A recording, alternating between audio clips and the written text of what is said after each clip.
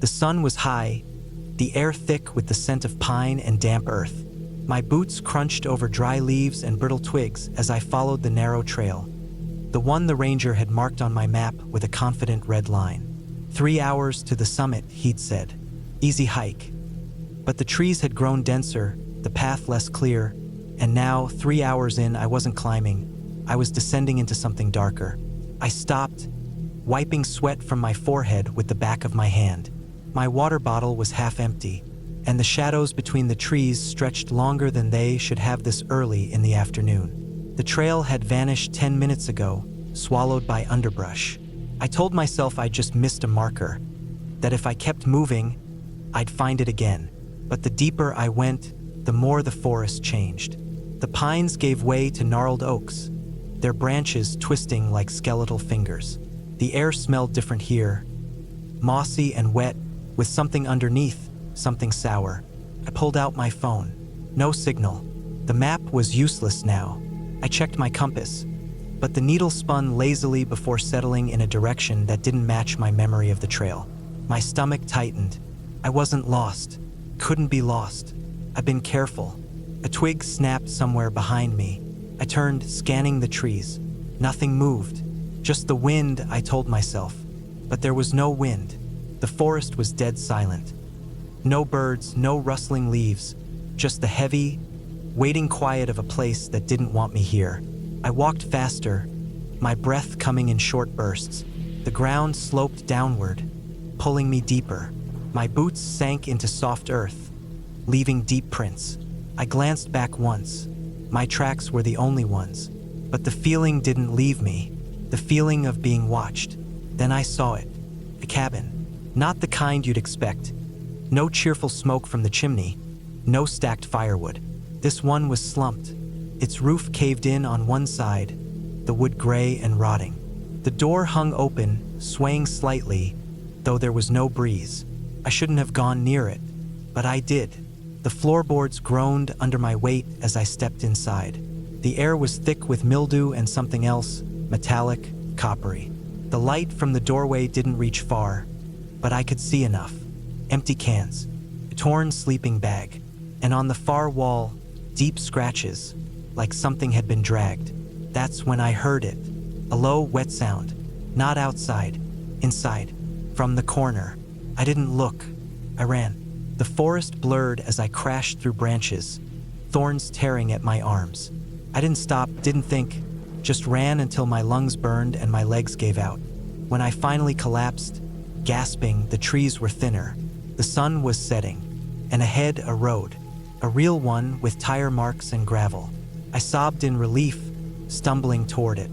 A truck rumbled in the distance. I waved my arms, my voice raw from screaming. The driver slowed, his face wary but kind. I didn't tell him about the cabin. I didn't tell him about the sound. I just got in. And when the rangers asked, days later, why I'd gone off trail, why I'd disappeared for nearly 18 hours, I lied. I said I'd gotten turned around, that it was an accident. But I knew that cabin wasn't on any map, and whatever was inside it wasn't human.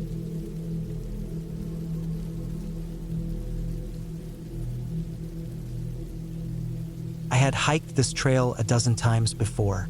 It was familiar, safe, just a winding dirt path through the woods, leading up to a rocky overlook with a view of the valley below. I knew every turn, every route that threatened to trip me, every patch of loose gravel. That's why I went alone. No need for company when the trail was as predictable as my own backyard. But that day, something was wrong. I noticed it within the first mile. The air was too still. No birds, no rustling leaves, just silence pressing against my ears like thick cotton. I slowed, listening, but the forest held its breath. The usual sounds, chirping sparrows, the distant chatter of squirrels, were gone. Only the crunch of my boots on the dirt broke the quiet. I told myself it was nothing. Maybe a storm was coming, and the animals had hidden. But the sky was clear, a pale blue through the gaps in the trees. No wind, no distant thunder, just silence. Then I saw the fork in the trail. It wasn't supposed to be there. The path was supposed to be straight, no splits, no choices. But there it was, a second trail veering off to the right, narrow and overgrown, as if it had been there for years but no one had walked it in a long time. I stopped, staring. My stomach tightened. I knew this place. There was no fork. I pulled out my phone to check the map, but the screen stayed black. Dead. I had charged it that morning. It shouldn't be dead. I looked back at the fork. The main trail was clear, the one I knew. The other one, the wrong one, was darker. The trees crowding close, their branches tangled like bony fingers. I swallowed and kept walking forward, sticking to the familiar path. But 10 minutes later, I saw it again. The same fork, the same overgrown path splitting off to the right. My breath hitched. That wasn't possible. I had been walking straight. The trail didn't loop back. It didn't curve in on itself. I should have been further ahead by now, nearing the first steep climb. But the landmarks were the same fallen log, the same jagged rock. I was walking in circles. I turned around, my pulse thudding in my throat. The way back had to be there. But when I looked, the path behind me was different. Narrower, the trees closer, the light dimmer. I wasn't on the trail anymore. I don't know when I left it. Maybe at the first fork, maybe earlier. But now the woods around me were unfamiliar. The ground was soft, too soft, my boots sinking slightly with each step. The trees were thicker here, their trunks gnarled and twisted, their roots bulging from the earth like veins. The air smelled damp, earthy, like rotting leaves and wet bark. I tried to retrace my steps, but nothing looked right. Every direction seemed the same, endless trees, endless shadows. The sun was lower now, the light fading. How long had I been walking?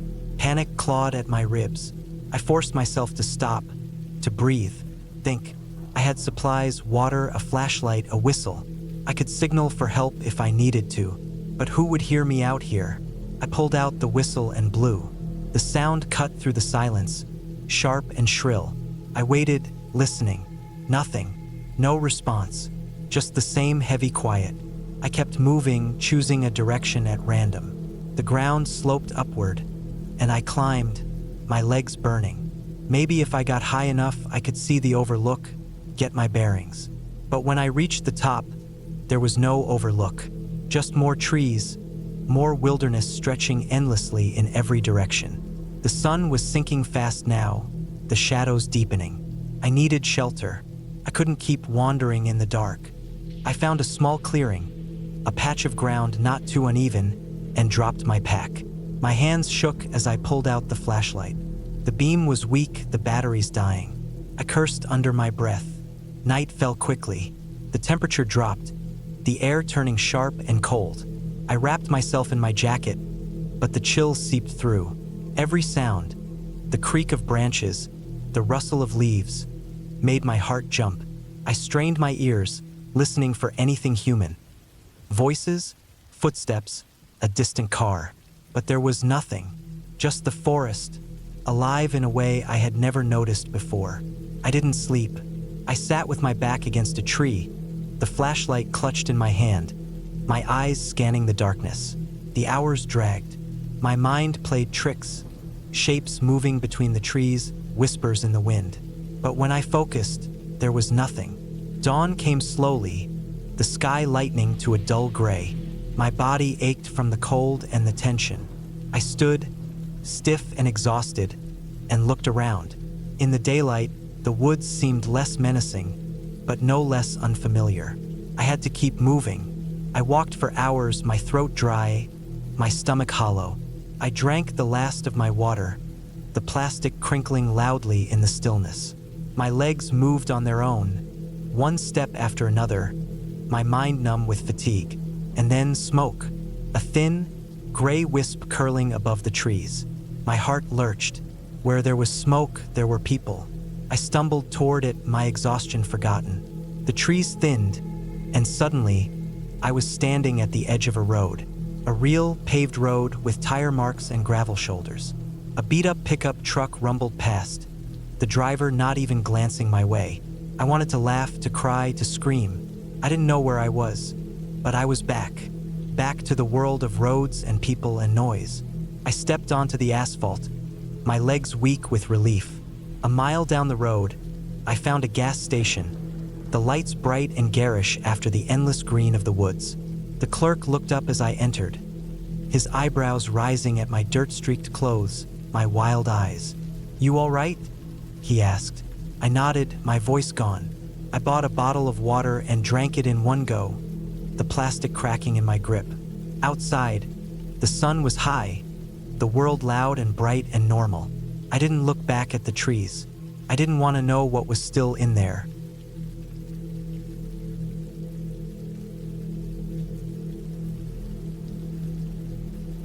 The morning had started like any other. The sun was just creeping over the trees, casting long shadows across the trailhead.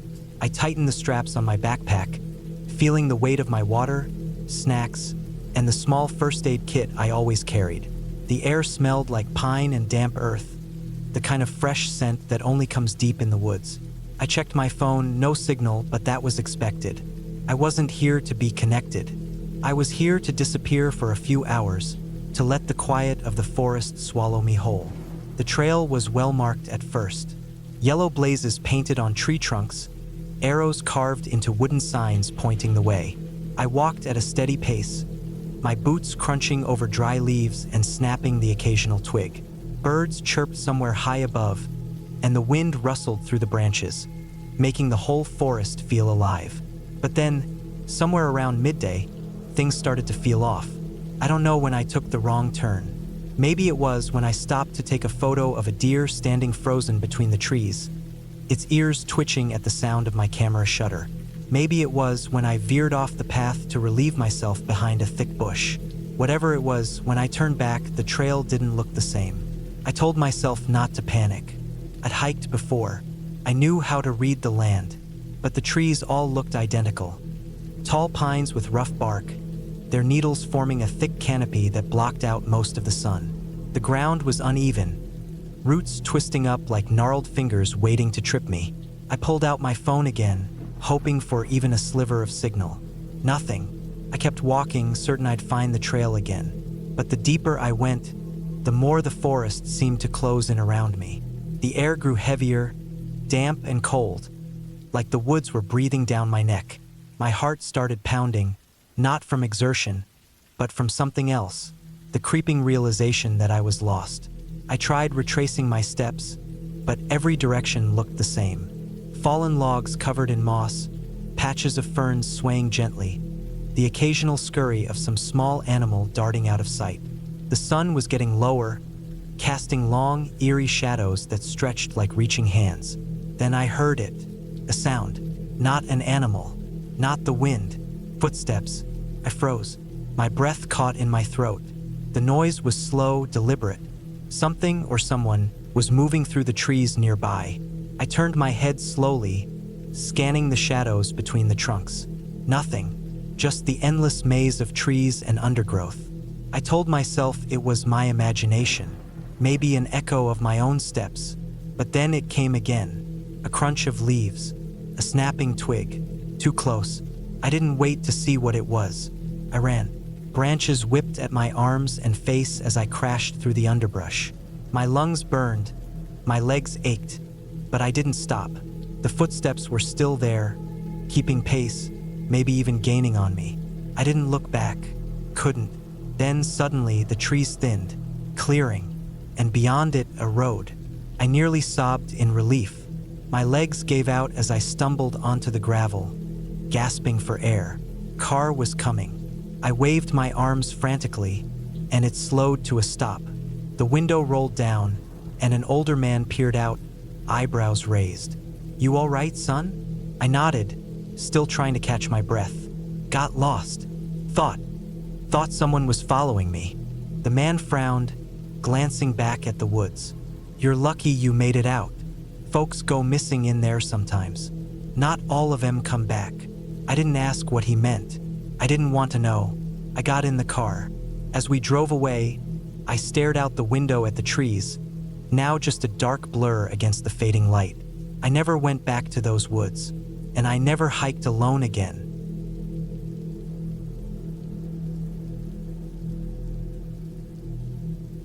The sun was high, the air thick with the smell of pine and damp earth. My boots crunched over dry leaves and twigs as I followed the narrow trail up the mountain. I'd done this hike a dozen times before, knew every bend, every rock, every patch of uneven ground. But today something felt off. Maybe it was the way the wind had died down, leaving the forest eerily quiet, or how the shadows seemed longer, stretching across the path like fingers trying to grab my ankles. I shook it off. Just nerves. Too many horror stories about hikers getting lost, I guess. I checked my watch. 3:47 p.m. Plenty of daylight left.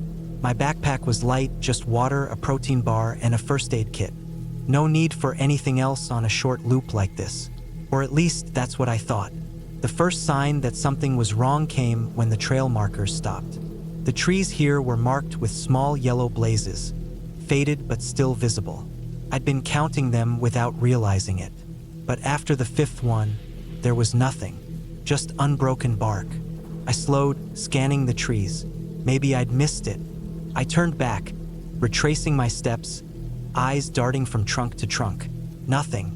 The path behind me looked the same as the path ahead, narrow, winding, disappearing into the trees. My chest tightened.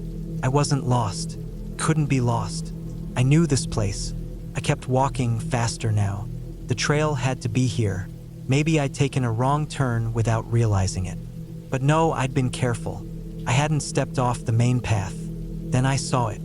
A fallen tree, its roots torn from the earth, blocking the way forward. I didn't remember this. The storm last week must have brought it down. No big deal. I just go around. I stepped off the trail, pushing through the underbrush. Branches scraped my arms, leaving thin red lines. The ground was soft, sucking at my boots. I stumbled over a hidden root, nearly falling. When I looked up, the trail was gone. Not just hidden, *gone star. I spun in a slow circle, heart hammering. Trees everywhere, all looking the same. No markers, no path, just wilderness. Okay, don't panic. I pulled out my phone. No signal. Of course. I opened my map app anyway, hoping for cache data. Nothing. Just a blank screen with a blinking dot where I was. Somewhere in the middle of nowhere. I took a deep breath. Think. The sun was still up. If I kept moving, I'd hit a road eventually. Or a river. People followed rivers.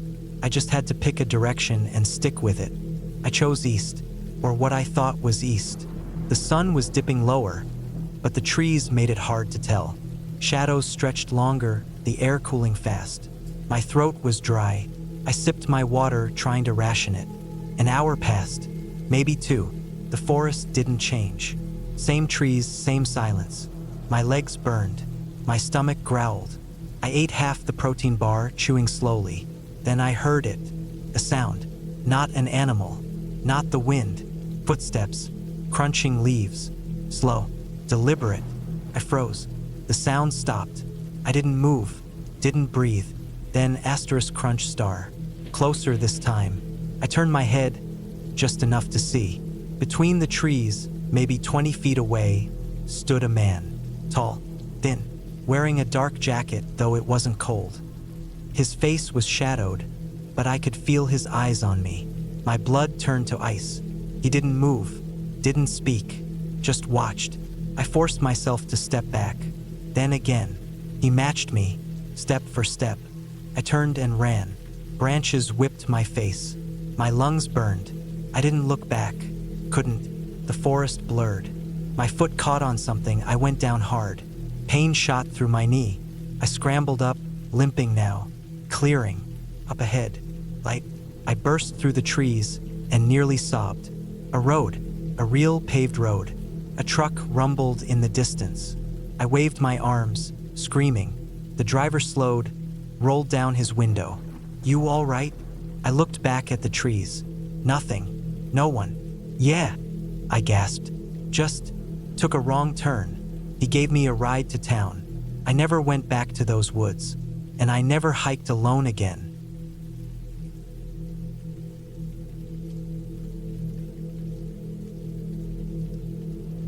The morning had started like any other. The sun was just creeping over the trees, casting long shadows across the dirt path. The air smelled like pine and damp earth. My boots crunched over twigs and dry leaves as I walked, the rhythm steady, comforting. I had done this trail before, a 6-mile loop through the state park, nothing too extreme. Just me, my backpack, and the quiet of the woods. But then I took a wrong turn. I don't even know how it happened. One moment I was following the marked trail, the next the trees looked different. The path wasn't as clear. Maybe I had zoned out, lost in my own thoughts. Maybe I had mistaken a deer trail for the real thing. Whatever the reason, by the time I realized my mistake, I was deep in unfamiliar territory. The first sign that something was off was the silence. No birds, no rustling of squirrels in the underbrush, just an eerie, heavy quiet, like the forest was holding its breath. I stopped walking, listening. My own breathing sounded too loud. I pulled out my phone, no signal. Of course, I had known there were dead zones out here, but I hadn't planned on needing help. I checked my map, but without landmarks, it was useless. I tried to retrace my steps, but every tree looked the same. The sun was high now, but the canopy was thick, leaving the ground in a dim, greenish light. Shadows played tricks on my eyes. Then I heard it, a snap. Not the usual sound of a branch breaking underfoot. This was sharper, deliberate. I froze. My heart pounded so hard I could feel it in my throat. Slowly, I turned my head. Nothing. Just trees. Just shadows. I told myself it was an animal. A deer. A raccoon. But animals don't watch. And I felt watched. I started walking again, faster now. My boots slipped on wet leaves and I nearly fell. My breath came in short, panicked bursts. The trail, if there even was one, was disappearing, swallowed by undergrowth. Brambles snagged at my clothes, scratching my arms. I didn't care. I just needed to get out. Then I saw it. A cabin. Not a modern one. Not a ranger station. This thing looked old, rotting. The wood was gray and splintered, the roof sagging. The windows were dark, like empty eyes. I should have turned around. But something pulled me toward it. Maybe desperation. Maybe the stupid hope that there'd be a phone, a map, anything. The door creaked when I pushed it open. The smell hit me first, mold, dampness, something sour. The floorboards groaned under my weight. Dust floated in the dim light, filtering through the cracks in the walls. And then I saw the table. A single hunting knife lay on it, rusted but sharp. Next to it, a notebook. I flipped it open. Names, dates, and one word over and over. Asterisk mine. Asterisk. My blood turned to ice. I dropped the book and backed away. That's when I heard it. The crunch of leaves outside. Footsteps. Slow. Deliberate. I didn't think. I ran. Out the door, into the trees. Branches whipped at my face. My lungs burned. I didn't look back. I just ran. Ran until my legs gave out, until I collapsed at the base of a tree, gasping. I don't know how long I sat there, shaking. But eventually, I heard something else, the distant sound of cars. A road. I forced myself up, stumbling toward the noise. The trees thinned. Then, pavement. An empty country road. But it didn't matter. I followed it, and after what felt like hours, a truck passed. The driver stopped, took one look at me and didn't ask questions. Just drove me to the nearest town. The police went back. They found the cabin. They found the knife. They found other things, too, things I don't like to think about. They never found the person who wrote those words. I still hike, but I never go alone. And I never, ever take a wrong turn.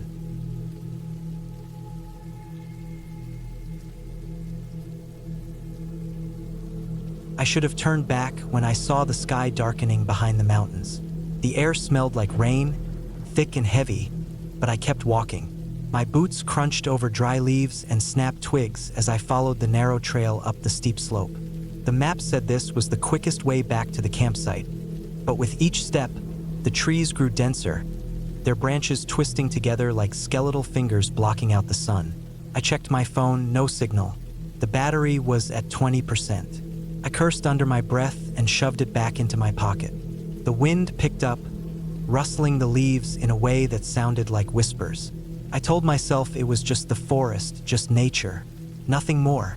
Then I saw the first marker, a strip of faded orange tape tied around a tree. Relief washed over me. I wasn't lost. But as I moved closer, I noticed the tape was old, frayed at the edges, bleached pale by years of sun and rain. It wasn't mine. I hadn't marked this trail. I hesitated. Maybe someone else had come through here before. Maybe it was an old hunting path. I kept walking, but the further I went, the more wrong it felt. The ground sloped downward too sharply, the trees too close together. The air grew colder, damp, like the inside of a cave. My breath came out in white puffs. Then I heard it, a sound like something heavy moving through the underbrush. I froze. My pulse hammered in my throat. A deer, maybe, or a bear. I forced myself to breathe slowly, listening. The sound stopped. Silence. I took a step forward. A branch snapped behind me. I didn't turn around. I didn't run. Running meant panic, and panic meant mistakes. Instead, I walked faster, my boots sinking into the soft earth. The trail twisted, leading me deeper into the trees. The markers were everywhere now, orange tape, red cloth, even scratches on the bark. All old, all leading somewhere I didn't want to go. Then the trees opened up, and I saw it. A cabin. It was small, slumped to one side like a wounded animal. The roof sagged, the wood blackened with rot. The windows were broken, the door barely hanging on its hinges. And yet, smoke curled from the chimney. Someone was inside. Every instinct screamed at me to turn around, to run back the way I came. But my legs wouldn't move. The wind died. The forest held its breath. Then the door creaked open. I didn't wait to see what came out. I ran. Branches lashed at my arms, my face. My lungs burned. I didn't look back. I didn't stop until my legs gave out and I collapsed onto the muddy ground, gasping. When I finally lifted my head, I saw it. The bright yellow sign marking the main trail. The campsite was just beyond the ridge. I stood on shaking legs and walked toward it, leaving the trees and whatever was in them far behind. The next morning, rangers found the cabin. Empty. No smoke. No signs of life.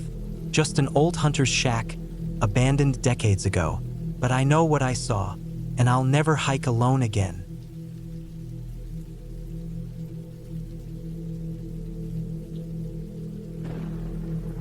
I never thought a simple hike could go so wrong. The morning had started like any other, cool, quiet, the kind of peaceful that makes you forget the world exists beyond the trees. I had packed my bag the night before, water, protein bars, a first aid kit, a flashlight, and a knife, just in case. The trail was one I'd done before, a loop through the state park that should have taken 5 hours at most. Easy, familiar, but then I took the wrong turn. It wasn't even a real trail, just a narrow break in the underbrush that looked like it might lead somewhere. Maybe it was an animal path, or maybe it was just the way the wind had bent the branches. I don't know why I stepped off the main trail. Curiosity, maybe. Stupidity, definitely. The further I walked, the quieter everything became. The birds stopped singing. The rustling of leaves underfoot was the only sound. The trees here were thicker, their trunks gnarled and twisted, blocking out most of the sunlight. The air smelled damp, like rotting wood and wet earth. I checked my phone, no signal. Not surprising, but still unsettling. I told myself to turn back, but something kept me moving forward. Maybe it was the thought that this path might loop back around. Maybe it was the stubborn part of me that refused to admit I'd made a mistake. Then I saw the bones. Small ones at first. A rib cage picked clean, half buried in the dirt. A deer, probably. But then I saw more. Larger bones. A skull. Not a deer. Something bigger. My stomach tightened. I should have turned back right then. But I didn't. The ground sloped downward, the trees pressing in closer. My boots sank into the mud, each step making a wet, sucking sound. The air was colder here, the kind of cold that seeps into your bones. Then I heard it, a low, guttural growl. Not close, but not far either. I froze. My heart hammered against my ribs. Every muscle in my body locked up. I didn't breathe. Didn't move. The growl came again, deeper this time. Closer. I turned my head slowly, scanning the trees. Nothing. Just shadows and leaves. Then movement. A flash of brown fur. Big.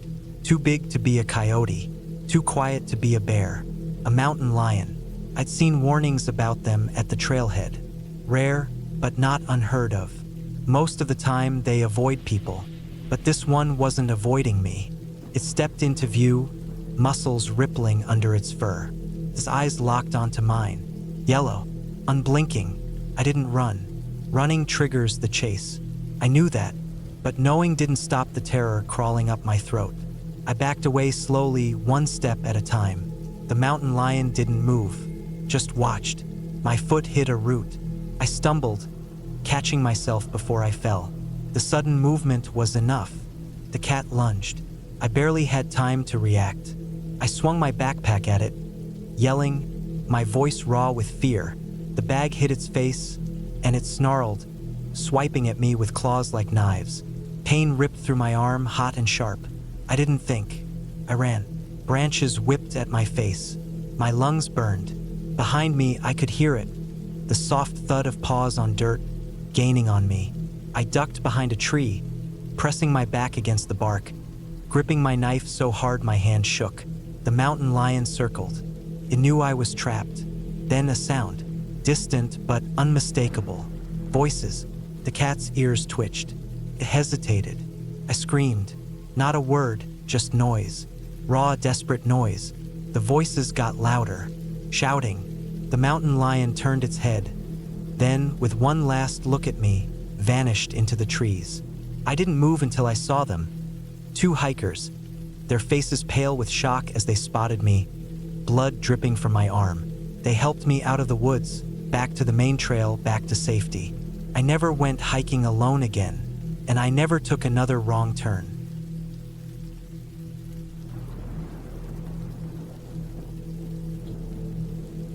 I had hiked this trail a dozen times before, knew every twist, every rock, every dip in the dirt where rainwater pooled after a storm.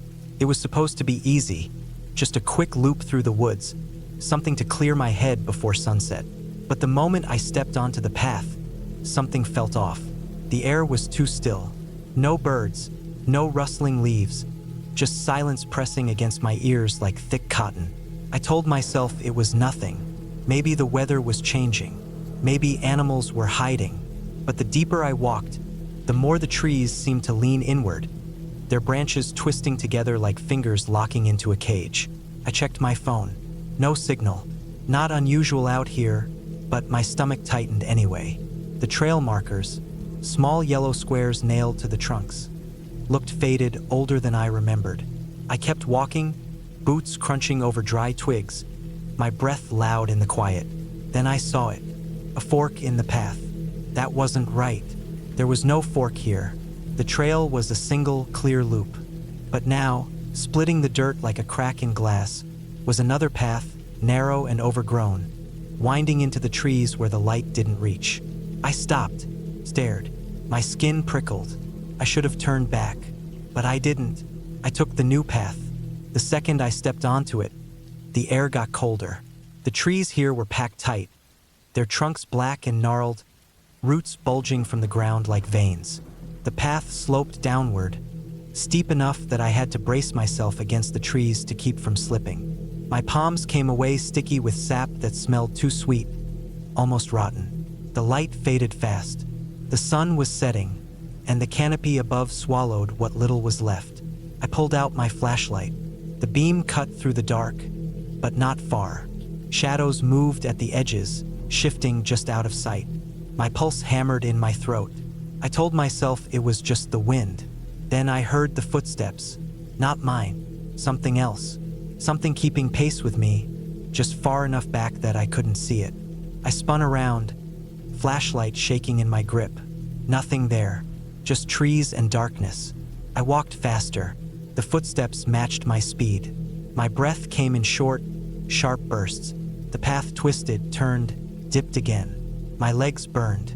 I didn't recognize anything. No markers, no landmarks. Just endless trees and that damn path, leading me deeper.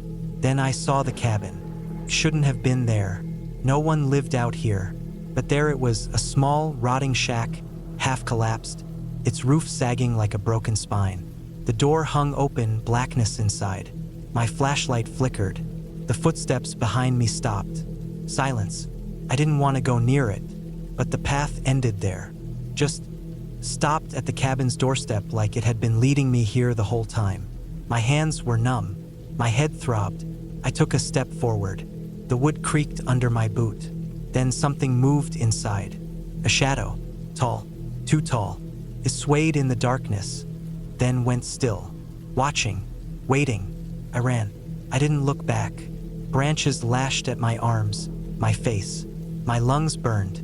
I didn't care. I just ran, stumbling over roots, falling, scrambling up again. The flashlight bounced wildly, light slicing through the trees in jagged streaks. Then, miraculously, I saw it. The main trail, the real one. I crashed onto it, gasping, my legs shaking so bad I nearly collapsed. The woods behind me were silent. No footsteps, no cabin, just the fading echo of my own terror. I didn't stop until I was back at my car, until the engine roared to life and the headlights cut through the dark. I drove without thinking, gripping the wheel so tight my knuckles turned white. I never went back to those woods, not after that. But sometimes, when I'm alone at night, I think about that path, and I wonder, if I had stayed, if I had stepped inside that cabin, what would have been waiting for me? And worse, why did it want me to follow?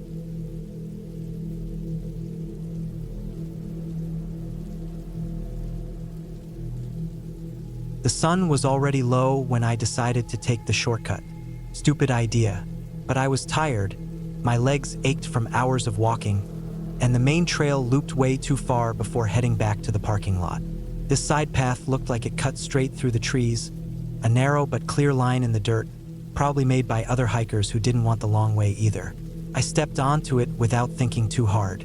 The air was cooler here, the trees thicker, their branches weaving together overhead until only thin strips of orange evening light made it through.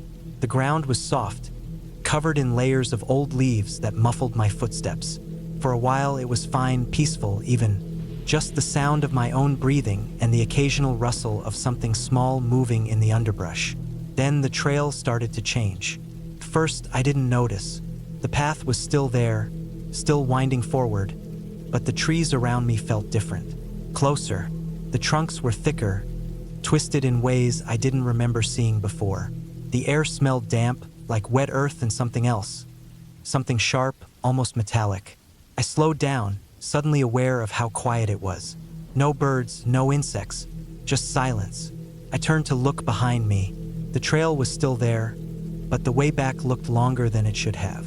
Shadows stretched between the trees, turning the path into a dark tunnel. My chest tightened. I told myself I was just tired, that the fading light was playing tricks on my eyes. I kept walking. The ground sloped downward, the dirt turning muddy under my boots. My feet sank slightly with each step, the wet earth making a soft sucking sound as I pulled them free. The trees here were different, gnarled roots breaking through the soil like fingers reaching up from below. I had to step carefully to avoid tripping. Then I saw the first marker. A strip of faded red cloth tied around a low branch. It was old, the fabric frayed and stained. I stopped, staring at it. Someone had been here before. That should have been a relief, but it wasn't. The cloth didn't look like it belonged to a hiker. It was too ragged, tied too deliberately. A warning? A trail marker? I didn't know. I kept going. The deeper I went, the more markers I found. Red cloth, scratches on tree trunks, piles of small stones stacked in unnatural shapes. None of it felt right. My skin prickled, the back of my neck tight with the kind of fear that doesn't come from anything you can see. Just the slow, creeping certainty that you shouldn't be here. Then the trail disappeared. 1 minute it was there, a thin line of packed dirt. The next it was gone, swallowed by undergrowth. I spun in a slow circle, heart pounding. Nothing looked familiar. The trees were too thick, the shadows too deep. The air smelled wrong, like rotting leaves and something sour. I pulled out my phone. No signal. The battery was at 30%. I opened my map, but the GPS just spun uselessly. I was off-grid. Panic rose in my throat, hot and sharp. I forced it down. Think. I had to think. I turned back the way I came, or at least where I thought I'd come from. The markers were still there, but now they felt like they were leading me somewhere else. I started walking faster. My breath came in short bursts, my pulse loud in my ears. The trees seemed to lean in, branches snagging at my clothes like they were trying to slow me down. The light was almost gone now, the world reduced to shades of gray and black. Then I heard it, a sound, not an animal, not the wind, something moving, slow, deliberate steps, something big. I froze. The footsteps stopped. Silence. Then they started again. Closer. I didn't wait. I ran. Branches whipped at my arms and face, thorns tearing at my skin. I didn't care. I just ran, blind in the dark, my lungs burning. I didn't know where I was going, just away. Then light, a break in the trees, clearing, and beyond it, the main trail. I stumbled onto it, gasping, my legs shaking. The parking lot was still miles away, but I didn't stop. I walked fast, my back straight, refusing to look behind me. I didn't hear the footsteps again. By the time I reached my car, it was full dark. I locked the doors the second I was inside, hands trembling so badly I could barely turn the key. I sat there for a long time, just breathing, staring at the trees through the windshield. Nothing moved. I drove home in silence. The next morning, I went back to the ranger station. I asked about the shortcut, about the markers. The ranger frowned. "That trail's been closed for years," he said.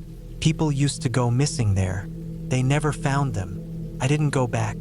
Sometimes, though, when I'm hiking, I'll stop and listen, just to make sure I don't hear footsteps behind me, just to make sure I'm still alone.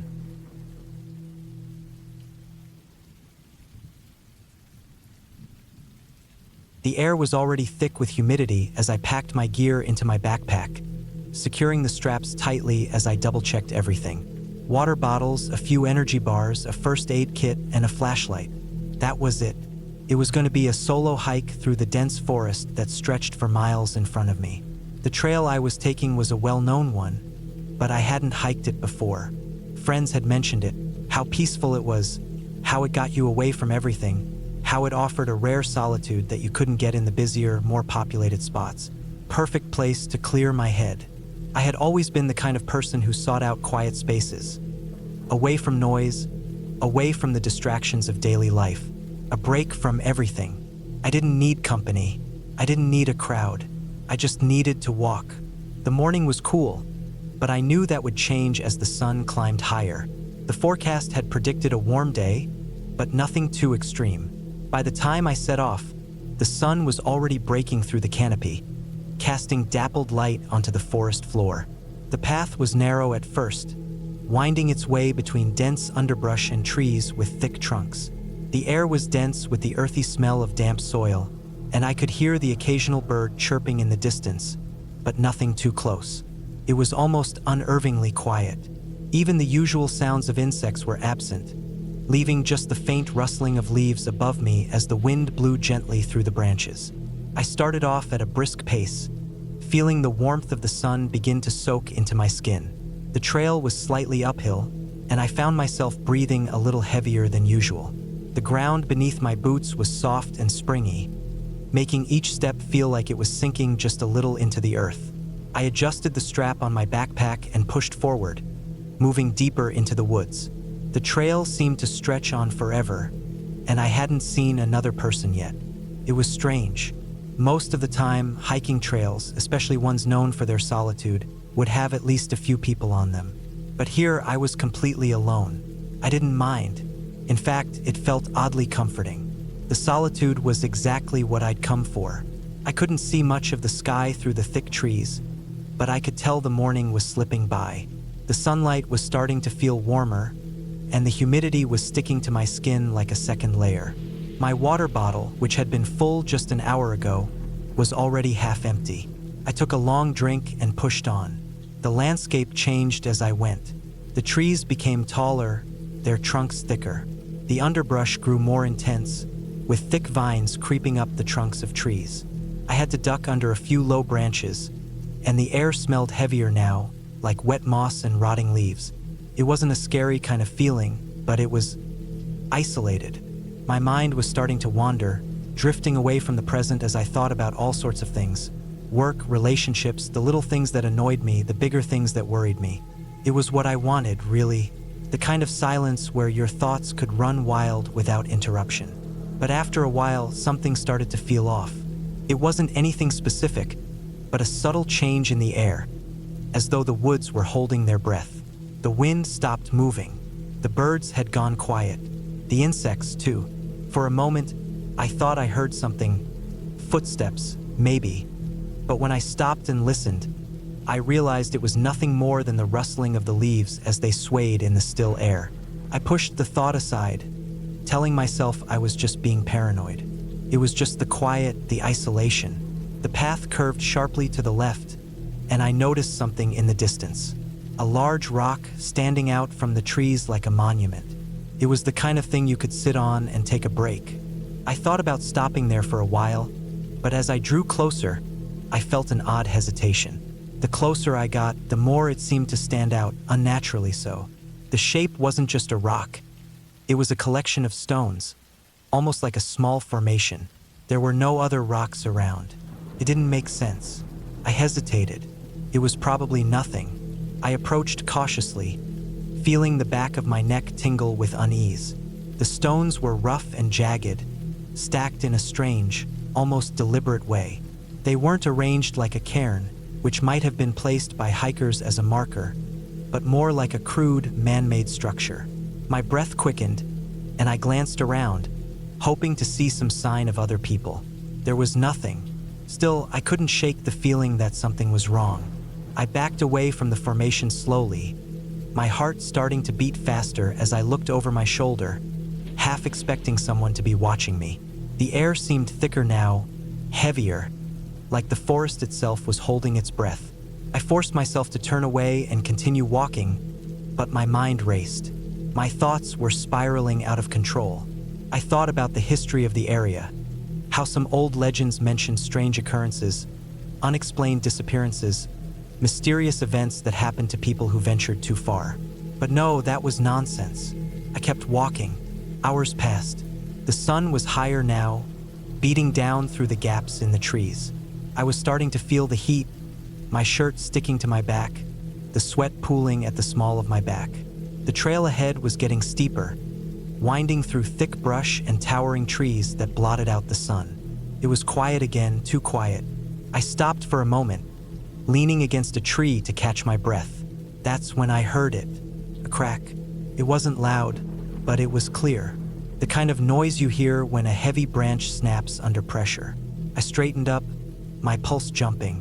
I waited, hoping it was just an animal moving through the brush. But there was nothing. Silence.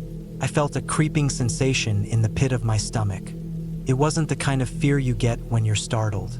It was a deeper, more insidious kind of dread, the kind that you can't explain but you know is there.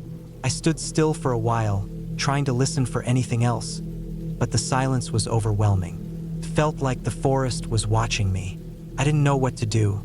I was far from the nearest trailhead. No one had passed by in hours. If I turned back now, I would be walking in the dark before I got back to the car. I decided to push forward, my mind racing with every step I took. Something was wrong, but I wasn't sure what. It wasn't just the eerie quiet or the odd rock formation anymore. It was a feeling, a sense of being observed. Couldn't shake it. I moved faster now, my pace quickening as the trail became more treacherous. Rocks jutting up from the ground and roots stretching out across the path like hands trying to trip me. Sweat dripped down my forehead, and my breath came in ragged gasps. Then, as I rounded a sharp bend, I stopped dead in my tracks. There, in the middle of the trail, was a large, torn-up piece of clothing. It was a jacket, maybe, but it was shredded in a way that didn't seem natural. It looked like it had been dragged through the underbrush. My heart skipped a beat. Someone else had been here, but there was no one in sight. I looked around, the weight of the silence pressing on me. I took a slow step forward, then another, approaching the jacket cautiously. My hands were trembling as I reached down to touch it. It was cold, even though the sun was high in the sky. I had no idea how long it had been here, but something about it felt wrong, like it didn't belong. I backed away, my mind racing. Whoever had been here had left in a hurry. But why? And where were they now? I didn't want to stick around to find out. Something deep inside me told me I needed to get off the trail, back to safety. I turned and started to walk faster, every crack of a twig underfoot making my heart pound harder. The trail felt like it was closing in on me, the trees looming closer, their branches reaching out like claws. The air felt thick again, pressing against me with every step. I needed to keep moving to get to the end of the trail, to get back to where it was safe. But the forest was still. No sound, no movement, and I couldn't shake the feeling that I wasn't alone. Finally, after what felt like hours of walking, I reached the clearing. The trailhead was just ahead, the parking lot and the trail map barely visible through the trees. I could see my car in the distance, and a wave of relief washed over me. I wasn't sure what had happened or why I'd felt so terrified, but I wasn't sticking around to find out. I got in my car, slammed the door, and started the engine. My hands were shaking as I gripped the steering wheel. I pulled out of the parking lot, the forest fading behind me in the rearview mirror. The rest of the drive home was a blur. I didn't think about the jacket or the strange feeling I'd had. I didn't think about the crack of branches or the eerie silence that had pressed down on me. I just drove. When I got home, I locked the door behind me, closed the blinds, and sat down on the couch. I thought about the hike, about the unsettling things I'd seen and felt, but I couldn't make sense of it. Maybe I had just been too tired, too hot, too hungry. Maybe it was just my imagination playing tricks on me. But no matter what I told myself, the unease lingered. I would never hike that trail again.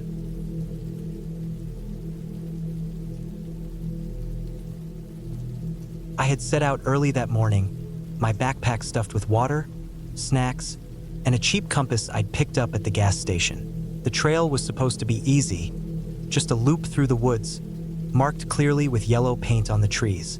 I'd done hikes like this before, nothing complicated, but somewhere between the third and fourth mile, the markers stopped making sense. The trees grew thicker, the path less worn. The air smelled different here, damp and heavy, like the ground was holding its breath. At first, I wasn't worried. I checked my phone. No signal, no big deal. I had the compass. I knew the general direction of the road. I'd just cut through the trees and find my way back. But the woods didn't let me. The underbrush grabbed at my legs, thorns biting through my jeans. The ground sloped downward in a way I didn't remember, and soon, the sound of the wind through the leaves was the only thing I could hear. No birds, no distant hum of cars, just silence. I stopped, my breath coming faster. My hands were shaking as I pulled out the compass. The needle spun lazily before settling. Not north, but sideways, like something was messing with it. I smacked it against my palm. It didn't change. That's when I heard the first crack. A branch snapping, too loud to be an animal. Too close. I turned, scanning the trees. Nothing moved. The shadows stretched long and twisted, playing tricks on my eyes. I told myself it was nothing, just the woods settling, just my mind running wild. I started walking again, faster this time. The compass was useless, so I went by instinct, picking the clearest path between the trees. My boots sank into the soft earth, leaving deep prints behind. The air grew colder, the light fading faster than it should have. Another crack, closer this time. I didn't stop, didn't look back. My heart pounded in my ears, drowning out everything else. The trees seemed to press in around me, their branches like fingers reaching. I stumbled over a root, barely catching myself before I fell. My hands scraped against the rough bark of a tree, the sting sharp and real. Then I smelled it, something rotten, thick and sour, clinging to the back of my throat. I gagged, covering my mouth with my sleeve. The smell was coming from up ahead. I didn't want to go toward it, but turning back meant walking toward whatever had been following me. I forced myself forward. The trees opened into a small clearing. In the center was a deer, or what was left of one. Its ribs jutted out from its sides, the flesh torn away in ragged strips. The eyes were gone, the sockets dark and empty. Flies buzzed around it, their hum low and constant. I backed away, my stomach twisting. This wasn't old. Whatever had done this was still nearby. A low growl rolled through the trees. Not a dog, something bigger. I ran. Branches whipped at my face, my arms, my legs. My lungs burned, but I didn't stop. I could hear it behind me. The heavy thud of paws, the snap of twigs under its weight.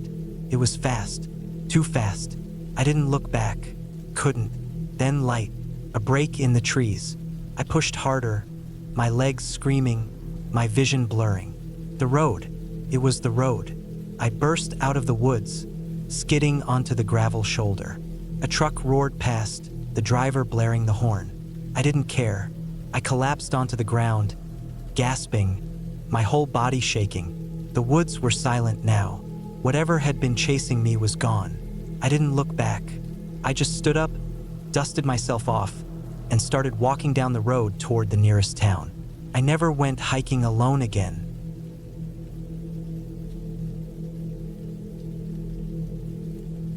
I thought I knew these woods. I'd hiked them a dozen times before, always sticking to the marked trails, always making it back before dark. But today was different. Today I got careless. It started as a normal hike. The air was crisp, the kind of cold that bites just enough to keep you moving. The trees were thick, their branches weaving together overhead, blocking out most of the sky. Sunlight barely made it through, leaving the ground in a dim, shifting light. The trail was clear at first, packed dirt, the occasional root sticking up, the kind of path you could follow without thinking. I wasn't paying attention. One moment, I was stepping over a fallen log. The next, I was looking around and realizing nothing looked familiar. The trees were too close together. The ground was softer, wetter, like no one had walked here in years. I stopped, turned in a slow circle, and felt my stomach drop. No trail, no markers, just trees endless and identical. I told myself not to panic. I had my phone. No signal. The battery was at 30%. Useless. I had a half-empty water bottle and a granola bar in my pocket. Not enough. I tried retracing my steps, but the ground didn't look the same going back. Was that the log I'd stepped over? It didn't seem right. The further I walked, the more everything blurred together. The trees watched me, silent. The sun was going down. Shadows stretched long, then swallowed everything. The air got colder. My breath came out in white puffs. I kept walking, faster now, my boots sinking into the damp earth. Every sound made me freeze. A twig snapping, leaves rustling. Just the wind, I told myself. Just animals. Then I heard something else. A low, steady crunching. Footsteps. Not mine. I stopped dead. The sound stopped too. My heart hammered. I didn't move, didn't breathe. The woods were silent. Too silent. No birds, no insects. Just the whisper of leaves. Then the footsteps started again. Closer. I ran. Branches whipped at my arms, my face. My lungs burned. I didn't look back. The ground sloped downward, and I stumbled, nearly fell. My ankle twisted, pain shooting up my leg. I kept going. A clearing opened up ahead. Moonlight spilled over the grass, and for a second, I thought I was safe. Then I saw the figure, tall, standing perfectly still at the edge of the trees, just watching. I didn't scream. I didn't make a sound. I turned and ran the other way, my ankle screaming with every step. The footsteps followed, steady, relentless. I didn't know how long I ran. My legs gave out. I collapsed against a tree, gasping, my vision swimming. The footsteps were right behind me. Then voices, shouting. Flashlights cut through the trees. Over here. I couldn't speak. My throat was raw. Hands grabbed me, pulled me up. A park ranger's face swam into view. You're okay. You're safe. I looked back. The woods were empty. They found me 2 miles off the trail, deep in an area marked restricted, no entry. They said I was lucky, that people who wandered in there didn't always come back out. I didn't tell them about the footsteps. I didn't tell them about the figure. But I know what I heard. I know what I saw, and I'll never hike alone again.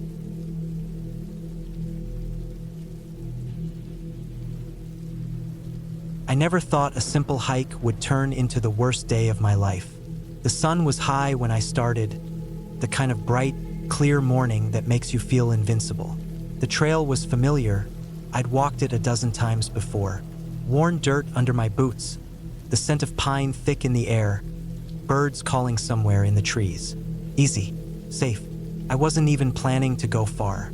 Just a quick loop, maybe 2 hours, then back home. I had water, a protein bar, my phone. No need for anything else. The first hour passed without trouble. The path wound uphill, the trees thinning as I climbed. The view opened up. Rolling hills, patches of sunlight cutting through the leaves. I stopped to take a picture, the kind of thing you do without thinking, something to post later like proof you'd been outside, alive. Then the trail split.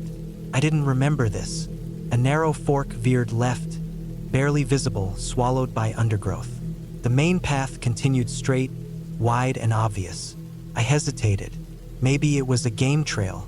Maybe I just never noticed it before. I took the left. The ground sloped downward almost immediately, the trees closing in. Branches scraped my arms, leaves brushing my face like fingers. The air felt heavier here, damp. My boots sank slightly into the soft earth. I should have turned back, but I didn't. The further I went, the quieter it got. No birds, no wind, just the sound of my own breathing, my footsteps. The trail twisted, turned, dipped into a shallow gully. The sunlight faded, blocked by the canopy. I checked my phone, no signal. Not unusual out here. Then I saw the bones. Small ones, scattered. A rabbit, maybe, white against the dark soil. I stepped over them without thinking. Animals died in the woods all the time. But then there were more, larger. A deer's skull, picked clean, wedged between 2 roots. Something had dragged it here, something big. I stopped, listened. Nothing. My skin prickled. I turned around. The trail behind me looked different now, unfamiliar. Had I taken a wrong turn? I walked faster, my pulse thumping in my throat. The trees seemed thicker, the path narrower. Then I heard it. A snap.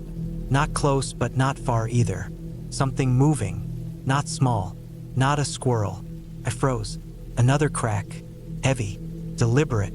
I didn't wait to see what it was. I ran. Branches whipped at me, thorns catching my clothes. My breath came in sharp gasps. The trail was gone, just dense forest now. I didn't care. I just needed to get away. My foot caught on a root. I went down hard, pain shooting up my leg. I scrambled up, limping, my ankle screaming. Couldn't stop. Then I saw it. A shape between the trees. Dark, low to the ground. Watching me, a mountain lion. His eyes locked onto mine. Unblinking, muscles coiled. I backed up slowly, my hands shaking. Everything I'd ever read about predators rushed through my head. Don't run. Don't turn your back. Make yourself big. I raised my arms, my jacket spreading wide. Get out of here. My voice sounded weak, swallowed by the trees. The lion didn't move. I took another step back. My heel hit a rock. I stumbled, barely catching myself.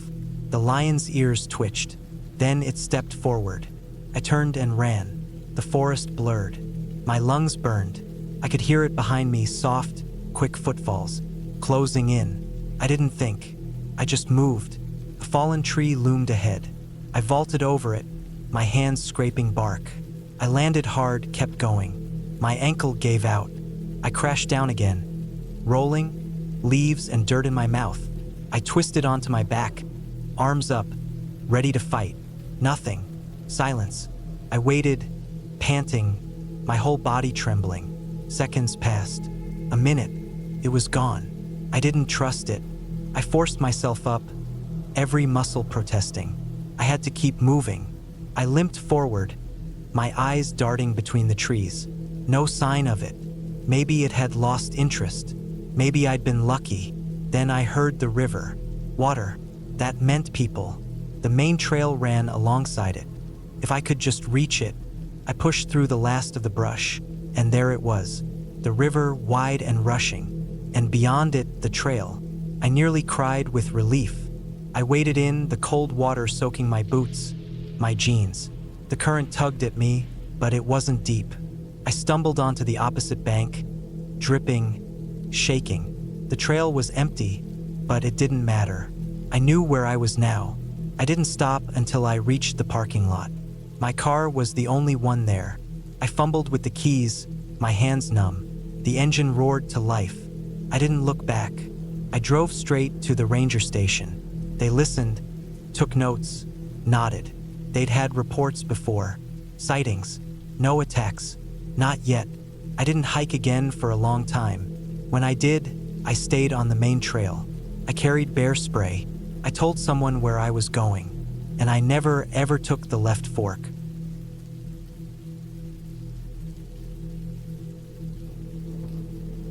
I had always been a lover of the outdoors. The quiet of the woods, the rush of a stream, the sound of birds overhead. These were the moments I craved when life got too loud. So, when I decided to take a solo hiking trip in a remote part of the mountains, I thought nothing of it. I had done it countless times before. This one, though, turned into something different. It started as a simple day hike. I had chosen a trail that I'd read about online.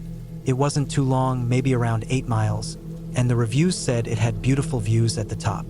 I figured it would be a good way to disconnect, get some fresh air, and stretch my legs. But I should have known better than to trust the online reviews that made everything sound so simple. I set out early, well before the sun fully rose, the cool mountain air biting at my face. I had packed a light backpack, water, some snacks, my phone, and a first aid kit. I wasn't expecting anything out of the ordinary, just a quiet day in the woods. The first couple of miles were easy. The trail was well marked, and the forest around me was thick with trees that formed a canopy overhead, casting the ground below in cool shadow. The smell of pine and damp earth was comforting. Birds were starting to wake up, their calls echoing through the trees. I moved at a steady pace, feeling at peace, my mind clearing with each step. But then the trail began to get steeper. I could feel the burn in my calves and the sweat beginning to bead on my forehead. The trail narrowed, the ground more uneven, and the trees became denser. The forest seemed to close in around me. I'd lost sight of the sun by then, and what little light filtered through the canopy gave everything a muted, dim glow. The path had started to twist and turn, going up and down over rocks and roots, and I was beginning to notice something strange. The air had grown still, the usual sounds of the forest. Wind in the trees, rustling leaves, chirping birds had quieted. It was unnerving in a way I couldn't explain. I stopped for a moment, took a drink of water, and tried to shake off the feeling. It's just in my head, I told myself. Still, I couldn't ignore that sinking feeling in my stomach. I checked the map on my phone. I was on track, or so it seemed.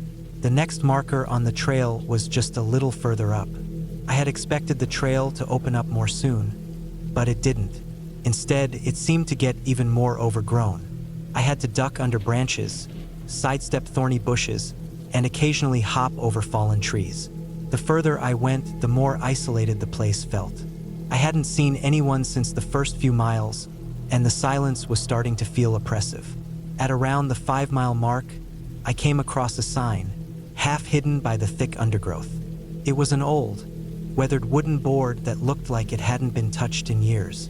It read, "Danger, trail closed ahead. Proceed at own risk." The letters were barely legible, faded from years of exposure. I squinted at the sign, unsure whether I should heed the warning or just keep going. It seemed harmless enough. Maybe the trail had been closed because of some seasonal thing, or perhaps it was just a precaution for stormy weather. I checked the weather on my phone. Clear skies, not a cloud in sight. I shrugged and decided to push forward. The trail after that sign didn't seem too different at first, but something was definitely off. It was as if the forest was growing darker with each step. I looked up, and the once thin canopy of trees had thickened, blocking out more of the light. The path had become more rugged, and I had to be careful to avoid slipping on loose rocks. It was then that I noticed the absence of any animal sounds. No birds, no squirrels, no rustling in the underbrush. It was too quiet, and the silence felt unnatural. My heart began to race as I walked, my senses on high alert. I reached another turn in the trail, and when I rounded the bend, I was hit with the distinct smell of decay. It was subtle at first, almost like wet leaves or rotting wood, but as I got closer, the stench grew stronger. I froze, my hand instinctively reaching for the knife I kept in my pack. I wasn't sure what I was expecting, but the smell was unsettling. Then I saw it, a large pile of something in the middle of the trail. At first, I thought it might have been some kind of animal carcass, maybe a deer or a bear. But as I got closer, the reality of it hit me. It was a pile of bones, scattered and half-buried under the leaves. They were old, decayed, weathered, but they were unmistakable. A human skeleton. I stumbled back, my stomach turning. There was no sign of a struggle, no blood or evidence of recent activity. The bones were clean, but they were unmistakably human. I felt a chill run down my spine. Whoever this person had been, they had not been found for a long time. I could only imagine the terror they must have felt, lost and alone, with no way to call for help. I turned around, suddenly desperate to leave, but as I took a step back, I saw something out of the corner of my eye. It was a flash of movement. I froze, my eyes scanning the woods around me. There was no one visible, but the hairs on the back of my neck stood up. I wasn't alone. I slowly backed up, my heart pounding in my chest. I tried to tell myself it was nothing, just my imagination, maybe a squirrel or something else moving in the underbrush. But that gnawing feeling, the one I'd ignored earlier, was back with a vengeance. I couldn't shake the sense that I was being watched. I turned and walked faster, not looking back at the pile of bones. Every step I took, I felt like something was just behind me, lurking in the shadows. The silence was suffocating, and the deeper I went into the woods, the more it seemed like the forest was closing in on me. I didn't stop again until I reached the 6-mile mark. My legs were sore, and my breathing was heavy, but I couldn't bring myself to take a break. The thought of stopping in the middle of those woods with whatever was out there was too much. I glanced around nervously, half expecting someone, or something, to appear in the clearing ahead of me. That's when I saw it. A figure standing at the far edge of the trail, just beyond a small ridge. They were tall, dark, and motionless, like a shadow among the trees. I blinked, trying to focus, but by the time I looked again, they were gone. I kept moving, my pace quickening. At that point, I didn't care if I was going off track. I just wanted to get out of there. But no matter how fast I walked, the trail seemed to stretch on forever. The trees kept closing in, the canopy growing thicker, the underbrush more tangled. I was no longer on a trail, it was just the wilderness around me. By the time I reached the 7-mile mark, I was starting to panic. The sun was beginning to dip lower in the sky, casting long shadows across the trail. I had to keep moving, but I was completely disoriented. I checked my phone again, but the signal was gone. I couldn't get a GPS lock, and that only made me feel worse. I had to make a choice. Go back to the last marker I passed or push forward, hoping I was heading in the right direction. In the end, I turned back. The hike had been long, my mind frazzled, but I knew I had to make it out before nightfall. My legs screamed in protest as I made my way back, every step feeling heavier than the last. And when I finally reached the sign that warned of the trail being closed, I could see the faint outline of the trailhead through the trees. Relief washed over me like a wave. I didn't stop until I reached my car. It was a long, silent drive back. I didn't speak a word to anyone, not even my friends or family. I couldn't shake the feeling that I wasn't the only one on that trail. Whoever or whatever had been out there was still watching. Maybe it was just my mind playing tricks on me. Maybe it was the isolation, the strange quiet, or the feeling of being followed. But whatever it was, I wasn't going back to that trail. That night, as I lay in bed, I closed my eyes and thought about the bones I had found, about the figure I'd seen in the woods. I never found out who they were, but I knew one thing for sure. They weren't the only ones who had walked that path. And I wasn't the only one who felt that unsettling presence lurking just beyond the trees. It's been months now, and I still think about it. Every time I go for a hike, I feel the pull to return, to finish what I started. But I know better. Some places are meant to stay unexplored. Some trails are better left untraveled. And I won't be the next to vanish into the woods.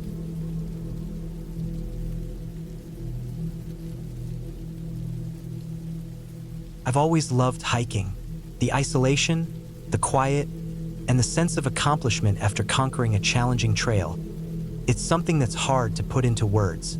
There's something about being miles away from civilization, surrounded only by the towering trees and the rugged landscape, that makes me feel connected to something ancient and vast. That day, I had decided to hike a trail I had heard about from a few locals. It wasn't particularly well known, but it had a reputation for being quiet, peaceful, and slightly remote. The kind of trail that wasn't on the tourist maps but wasn't completely abandoned either. It sounded like the perfect escape. I started early in the morning, just as the sun was rising. The air was crisp, cool, and smelled of damp earth from the rain the night before. My backpack was light, just enough to carry some water, snacks, a jacket, and a small first aid kit. I'd been hiking for years, and I always made sure to pack light and be prepared for anything. The trailhead was unmarked. There were no fancy signs or wide, paved paths, just a narrow, winding dirt trail that disappeared into the trees. I took a deep breath, the fresh air filling my lungs, and started walking. It was still early enough that the sun hadn't fully crept over the horizon, so the forest was dark, shadows stretching long across the ground. The first few hours were peaceful. The only sounds were the crunch of dry leaves underfoot and the occasional rustle of animals in the underbrush. I didn't think much of it at first. I was just enjoying the solitude, the rhythm of my steps, the way the sunlight slowly filtered through the canopy above. But as the trail began to climb, the atmosphere started to change. The air grew colder, heavier. The trees began to close in around me, the path narrowing until it felt like I was walking through a tunnel. The quiet wasn't quite as comforting anymore. It felt oppressive, as if the forest itself was pressing in, watching, waiting. I shook it off. I'd been on plenty of trails before that had given me a similar feeling. It was just the way nature worked, sometimes, I told myself. A flicker of unease passed through me, but I kept moving. It was just my mind playing tricks. I reached a small clearing after a couple of hours, a brief respite from the dense forest. The sky above was barely visible through the thick canopy, but at least I could see a patch of blue sky now. I sat down on a rock to take a break, gulping down some water and snacking on a granola bar. That's when I noticed the silence. Not the peaceful, natural quiet that had been with me at the start, but a profound, almost unnatural stillness. It was like the whole forest had held its breath. No birds, no insects, just the sound of my own breathing and the rustling of my clothes as I shifted position. I scanned the trees around me, looking for movement, but nothing. No deer, no squirrels, no sign of anything. I stood up, brushing the dirt off my pants. Something was off. I couldn't explain it, but the nagging feeling at the back of my mind was growing stronger. I decided to push forward, figuring I was just overthinking it. The trail began to slope downward now, and I found myself descending into a darker part of the forest. The trees were taller here, their trunks wide and gnarled, their branches twisting into strange, intricate shapes. The air grew cooler still, and the dampness from the rain the night before seemed to linger in the ground. I glanced back. The clearing was gone now, the trail winding its way deeper into the woods. The path was less defined here, more overgrown, with thick brambles and underbrush creeping in from both sides. My heart began to beat a little faster. I had read about hikers getting lost on trails like this, trails that weren't maintained or well-traveled. There were no markings, no signs, and I hadn't seen another person since I started. I checked my map and compass. I wasn't lost, at least not yet, But the feeling of unease only intensified as I continued. The path had started to curve more sharply, and it was getting harder to keep track of where I was going. I hadn't seen a landmark in a while, and the trail didn't seem to be heading anywhere in particular. I tried to focus on my steps. I wasn't going to let myself get spooked. But the more I walked, the more the sense of isolation crept in. The trees seemed to press closer, and the shadows seemed darker, thicker. Even the air felt heavier, as if something was weighing it down. I kept my pace steady, even though my heart was thumping in my chest. I wanted to stop and turn around, but I didn't want to admit to myself that I might be scared. I didn't want to be one of those hikers who panicked over nothing. But then I heard something. It was faint at first, like a low, distant sound, almost like a rumble. First, I thought it was just the wind, but then it came again. Closer this time, unmistakable. Footsteps, but not from an animal. Too steady, too rhythmic.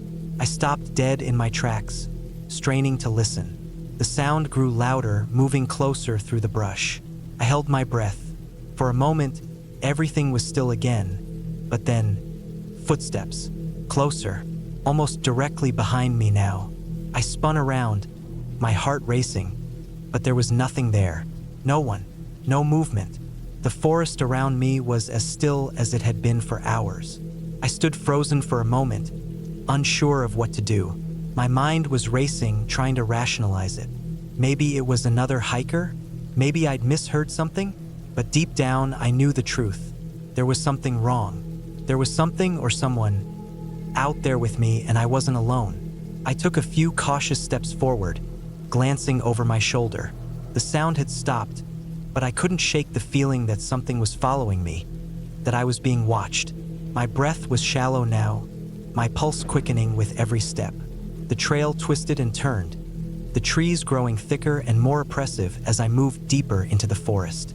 The shadows lengthened, and I could hear the faintest crackling of twigs underfoot, though I was certain I was the only one on the trail. Hours passed. I didn't know how long it had been since I last stopped to rest. The light was fading, and I knew I had to make a decision. Either I keep pushing forward or I find a place to camp for the night. I wasn't sure how much farther I could go. The air was colder now, and the sun had long since disappeared behind the trees. I tried to pull my jacket tighter around me, but it didn't help much. The chill was creeping into my bones, and my stomach was beginning to growl from hunger. I decided to camp for the night. I found a small, relatively flat area just off the trail, beneath a thick cluster of trees. It wasn't ideal, but it would have to do. I gathered some fallen branches and set up a quick shelter, wrapping myself in my sleeping bag as the darkness deepened. The forest around me was eerily silent, and I couldn't shake the feeling that something was out there, watching me from the shadows. I tried to push the thought away, telling myself that I was just tired, that it was just the isolation playing tricks on me. But deep down, I knew there was something else. I lay there in the dark, wide awake, listening to the sounds of the night. My mind raced with thoughts. Was it just an animal? Had someone else been out here before me? Or had I really heard those footsteps? By the time the first light of dawn broke through the trees, I was ready to leave. I packed up my things quickly, eager to get back to the trailhead, to find some sign of civilization. As I made my way back, the forest seemed to open up slightly, the trees spaced farther apart, the path more defined. But the unease never left me. The footsteps, the silence, the oppressive sense that I wasn't alone. Took hours to get back to where I had started. I didn't look back once. When I finally made it to the end of the trail, the sun was high in the sky, and I could hear the distant sounds of cars on the road. I took a deep breath, feeling the weight of the forest lift off my shoulders. I don't know what happened out there. I don't know if it was a trick of the mind or if something or someone was really following me. But I do know this: I won't be hiking that trail again. And every time I go out into the woods now, I keep my eyes on the trees, my ears tuned for footsteps. Because sometimes, when you're out there alone, the forest isn't as empty as you think it is. And you never know what might be lurking just out of sight, waiting.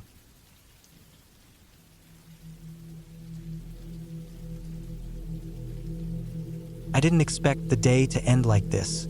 The sun was still high when I started out, the air crisp and clean, the kind of fresh mountain air that makes you feel alive. But now, hours later, as darkness settled in and the path had become almost impossible to follow, I regretted every single step that had brought me to this moment. It started simply enough. I had planned a solo hike on a trail I had read about online. It was supposed to be a one-day trek, manageable even for someone like me who wasn't exactly an expert hiker but had been on a few trails before. The trail looped through dense woods, up to a ridge with sweeping views of the valley below, then wound its way back down. It was well marked, or so the website claimed, but somehow here I was completely lost. The trail had been easy to follow at first. There were clear markers, signs nailed to trees, and well-worn paths that made it seem almost too simple. I was enjoying the hike. The silence, broken only by the occasional chirp of a bird or the rustling of leaves, was peaceful. The forest felt alive with energy, but at the same time, completely still. It was the perfect place to think, to get away from everything. But somewhere along the way, things began to feel off. I noticed that the signs were becoming fewer and the trail less defined. It was subtle at first, the trail veering off in ways I didn't remember from the map, the earth underfoot becoming uneven, loose gravel slipping under my boots. I stopped for a moment to check my map, pulling it out of my bag and unfolding it in the dappled sunlight. The path I had been following didn't seem to match the route on the map anymore. There were no markers in sight, and the few signs that I did find seemed strangely out of place, like they hadn't been updated in years. At first, I tried to tell myself it wasn't a big deal. I had enough experience with hiking to know that trails sometimes fork and change, and maybe I had missed a turn. So, I kept walking, hoping to find another sign or something that would reassure me I was still on track. But after an hour of walking with no signs and the trail narrowing into nothing more than a faint, overgrown path, I realized something was very wrong. The woods around me seemed to grow thicker, the trees more twisted, their gnarled branches stretching toward the sky like skeletal hands. The sun had begun to dip lower, casting long shadows that stretched across the trail, and I knew I had to make a decision. Turn back and retrace my steps or push on and hope the path would eventually open up. I chose to push on, reasoning that it was still light enough and that turning back would only waste more time. But with each step, the trail became more treacherous. The ground was uneven, rocks jutting out of the earth, roots snaking across the path like old, dead veins. The air was still, too still, and it felt like I was walking deeper into something I couldn't quite name. I kept my head down, focusing on the ground ahead of me, my heart beginning to race. My phone's battery had died hours ago, and my GPS device was useless in the dense forest. There was no signal, no one knew where I was, and for the first time I felt the weight of the isolation sink in. The woods were quiet, eerily so. The birds had stopped singing, and I couldn't hear the sound of any animals. I had only been on the trail for a few hours, but it felt like much longer. Time had begun to lose all meaning. I wasn't sure how long I'd been walking when I saw it. Clearing. It was small, just a patch of grass surrounded by dense trees. A strange calmness hung in the air, like the forest had held its breath and was waiting for something. I walked into the clearing, hoping to get my bearings. But there was nothing here. No signs, no paths, just a wide, empty space in the middle of the woods. I stood there for a moment, taking in the silence. My eyes darted around, searching for any clue, any hint of where I was. But all I saw were trees, their trunks knotted and gnarled, their branches reaching up into the sky like silent witnesses to the passing years. I felt a pang of panic. How had I gotten so far off track? The sun was dipping lower now, casting long shadows across the clearing. I realized I had to make a decision. I couldn't just stand here. I needed to keep moving to find a way out before it got dark.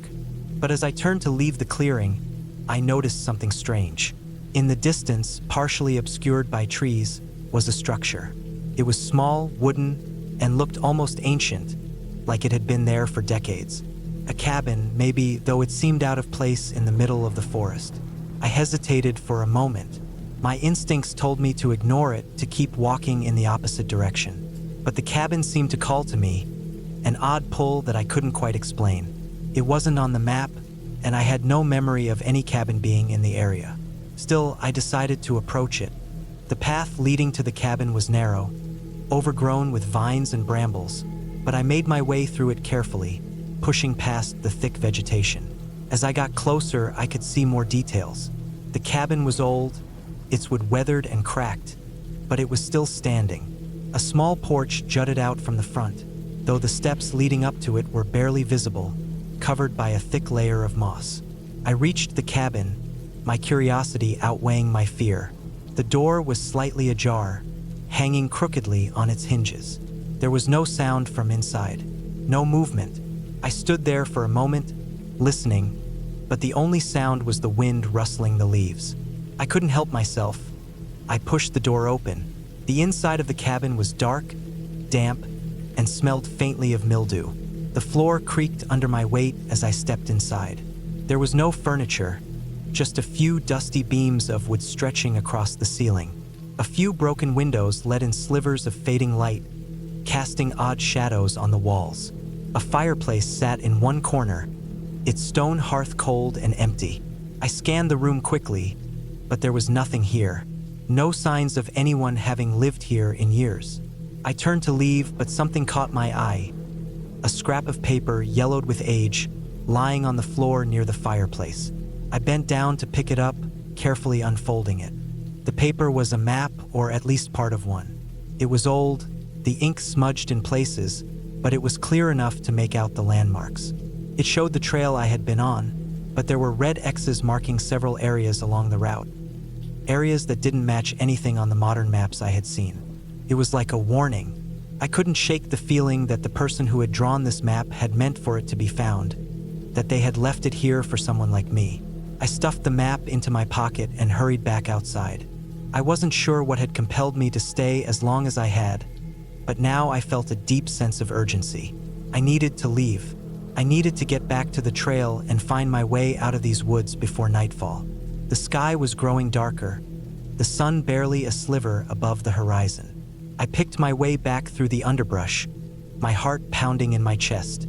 The path was harder to follow now, the darkness creeping in, and the trees seemed to loom closer together, their branches twisting overhead, blocking out what little light remained. I had no idea how far I had walked, how far off course I was, but I kept going, pushing through the thickening forest. My legs were aching, my feet sore, and my mind was a jumble of fear and frustration. But I couldn't stop. I couldn't let myself stop. And then, just as I thought I couldn't take another step, I saw it. Just ahead, through the trees, the unmistakable silhouette of the trailhead. The parking lot, the road, and the cars. My car was parked right where I had left it. I stumbled forward, my legs trembling with exhaustion, and in a few more steps, I was out of the woods. I collapsed on the grass next to my car, breathing heavily, my body trembling with relief. The sun had finally set, the sky a dark purple, and the stars were starting to come out. I had made it. The woods were quiet now, too quiet, and I couldn't help but think about the map I had found. What did it mean? Who had left it there, and why? As I sat there, catching my breath, I realized that I might never know. But I was safe now. I had made it out, and for the first time all day, I felt the weight of the silence in the forest lift. The woods no longer felt oppressive, and the darkness didn't seem so menacing. It was just another night, and I was going home.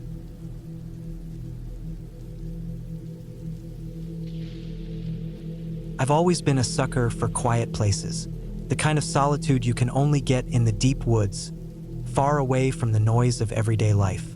It was one of those decisions I thought would help clear my mind, give me the peace I was desperately looking for. Maybe even let me forget for a few hours the things that had been weighing on me. Work, life, people, the usual. So, I packed up my bag, grabbed my water, a couple of snacks, and set off on a solo hike to a trail I hadn't explored before. The trail was located a few hours from where I lived. It was one of those places most people don't know about unless they've been there. A quiet patch of wilderness, tucked away behind a ridge. The kind of place that doesn't get much attention. That's exactly what I wanted. No crowds, no noise, no distractions. Just me, the forest, and the sound of the earth beneath my boots. The sun was just beginning to dip behind the horizon when I arrived at the trailhead. I could feel the air cool as the evening approached, but the heat from the day still clung to the ground. The trail was narrow, overgrown in places, with the trees arching overhead, creating a canopy that blocked out much of the light. I stood there for a moment, taking in the quiet, the smell of pine and damp earth, and the gentle rustle of leaves in the breeze. I checked my phone for signal, though I knew it would be pointless once I got deeper into the woods. There was no point in bringing any technology, but I kept it for safety, even if I knew the battery would die long before I reached the end of the trail. I turned it off, slipped it back into my pack, and started walking.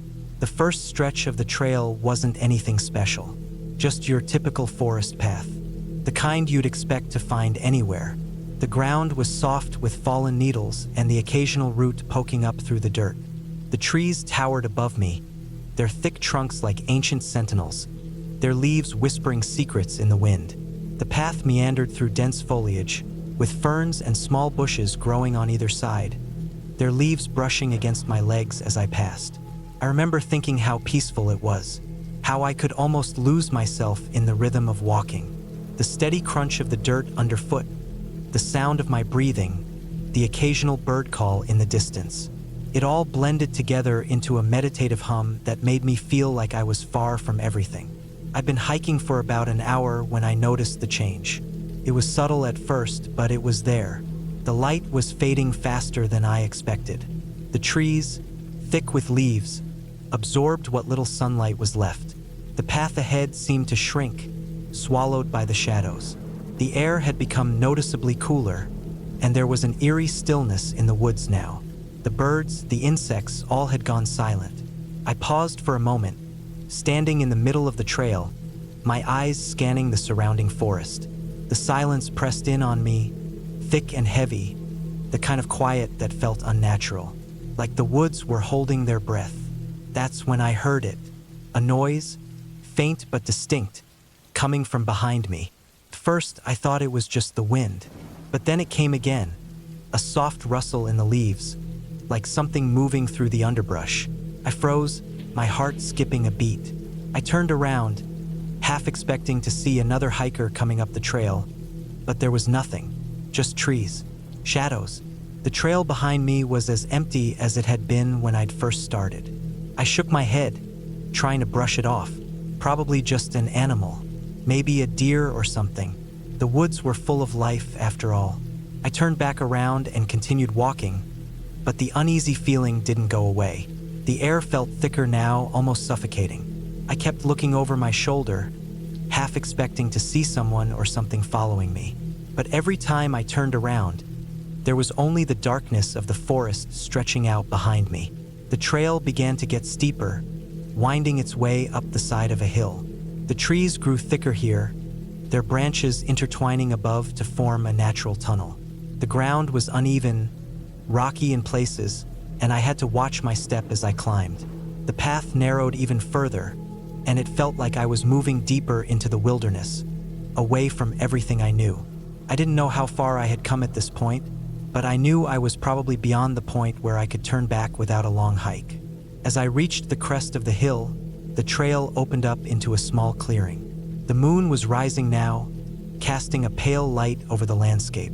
I stopped for a moment, catching my breath and looking around. The clearing was small, a patch of open ground surrounded by trees. There was a fallen log in the center, and I decided to take a break, sit down, and stretch my legs. I could hear the rustling again, faint but persistent. This time I couldn't ignore it. The sound was closer, definitely. I glanced around, my eyes scanning the tree line. Nothing. The clearing was empty, the only movement the occasional breeze shaking the leaves. I wasn't sure why, but something inside me told me I wasn't alone. The hairs on the back of my neck stood up. I quickly shoved my things back into my pack and stood up, my heart pounding now. I had to keep moving. I didn't know why, but the sense of being watched was overpowering. I turned to head back down the way I came, but as I did, something caught my eye. A figure, barely visible between the trees, standing still, just out of the corner of my vision. It wasn't a person. I could tell that much. It was too tall, too thin, like a shadow wrapped in the darkness of the woods. I blinked, but when I looked again, it was gone. I told myself it was just my mind playing tricks on me, but my pulse was racing. The sensation of being watched was now undeniable. I walked faster. Now, every step hurried, but I kept my eyes forward. The trail felt like it was closing in on me. The trees seemed to press in from all sides, the shadows longer, deeper. The noises behind me, that rustling, it was louder now, closer, like something was moving just off the trail, matching my pace. The further I went, the more the unease grew. It wasn't until I was halfway back to the clearing that I realized I couldn't hear the normal forest sounds anymore. No birds, no wind, just the sound of my breathing, my footsteps, and that faint rustle behind me. Then the rustling stopped. I stopped dead in my tracks. The silence that followed was deafening. For a long moment, there was nothing. Then a snap, a twig breaking, footfall.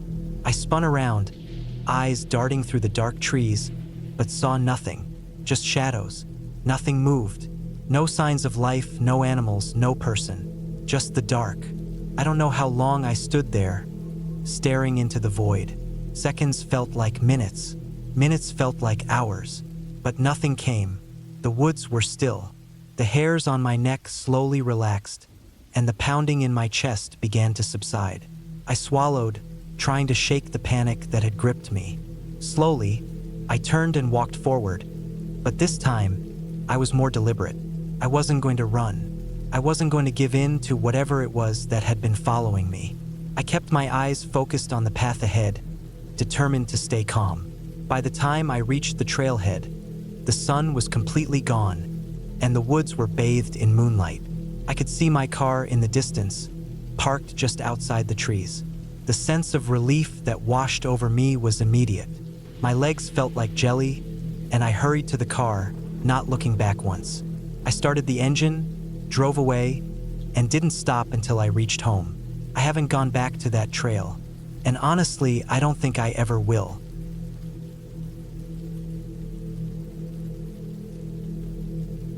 I had been planning the trip for over a month. After spending most of the winter behind a desk, staring at spreadsheets and eating frozen dinners, I needed something that would rip me out of the routine. I didn't want to go anywhere crowded or paved. I didn't want maintained trails or campgrounds with kids riding bikes in circles. I wanted quiet, solitude, maybe even a little discomfort. I figured a solo 3-day hike along a remote ridge system in the Cascades would be the perfect reset. I picked a loop trail I'd found on an old backpacking forum. It wasn't maintained anymore, but there were still recent GPS tracks uploaded by people who'd done it. The loop was about 30 miles total, starting from a rough trailhead that required a long drive on Forest Service roads. The first half ran along the ridge, with elevation gains and losses that looked sharp but manageable. The second half dropped into a drainage and followed an old logging route that had supposedly overgrown but was still passable if you knew where to look. I drove out on a Thursday morning. It took 4.5 hours from the city to the trailhead, the last hour of that on gravel roads riddled with potholes and the occasional down branch. My car wasn't built for that kind of driving, but I took it slow and made it there without much trouble. There was no cell service out that far, something I expected, and something I actually looked forward to. I parked, locked up the car, and started hiking with everything I needed on my back. Tent, bag, stove, water filter, food, map, compass, knife, headlamp, and the rest of the usual gear. I had done plenty of solo hikes before, though none quite this remote. Still, I felt ready. The first few hours were what I'd hoped for. The trail climbed steadily through dense fir and pine, switchbacking up the eastern side of the ridge. There were no other vehicles at the trailhead, and I didn't see a single soul all day. The forest was quiet. Occasionally, I'd hear the distant call of a bird or the rustle of something small moving through underbrush, but otherwise it was just me and the rhythm of my steps, my breath, and the creak of my pack straps. I reached the top of the first ridge in the late afternoon and followed it for a few miles before setting up camp in a small clearing just below the crest, where the trees were stunted and twisted from the wind. I cooked a dehydrated meal, watched the sunset through the trees, and settled into my sleeping bag just as the stars were coming out. The wind picked up a little during the night, but it wasn't too bad. I slept well. The second day started cold and clear. I made coffee and oatmeal, broke camp, and continued along the ridge. This section was tougher. The trail was faint and sometimes disappeared entirely. I had to check my GPS and compass more than once to make sure I was still going the right way. The ground was uneven, rocky in some places, muddy in others, with the occasional fallen tree to climb over or detour around. I slipped once on some loose gravel and scraped my palm, but otherwise I was doing fine. Midway through the day, I came across a narrow section of the ridge that forced me to slow down. On the left, the ground dropped off steeply into a thick forest. On the right, a jagged slope of loose rock descended toward a dry creek bed. The trail was barely a foot wide, maybe less in some places, and the ground was soft and crumbly underfoot. I took it slow.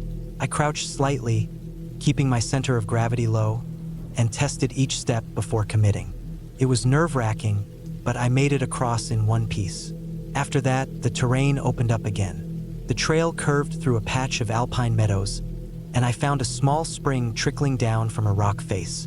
I topped off my water bottles, took a long drink, and pressed on.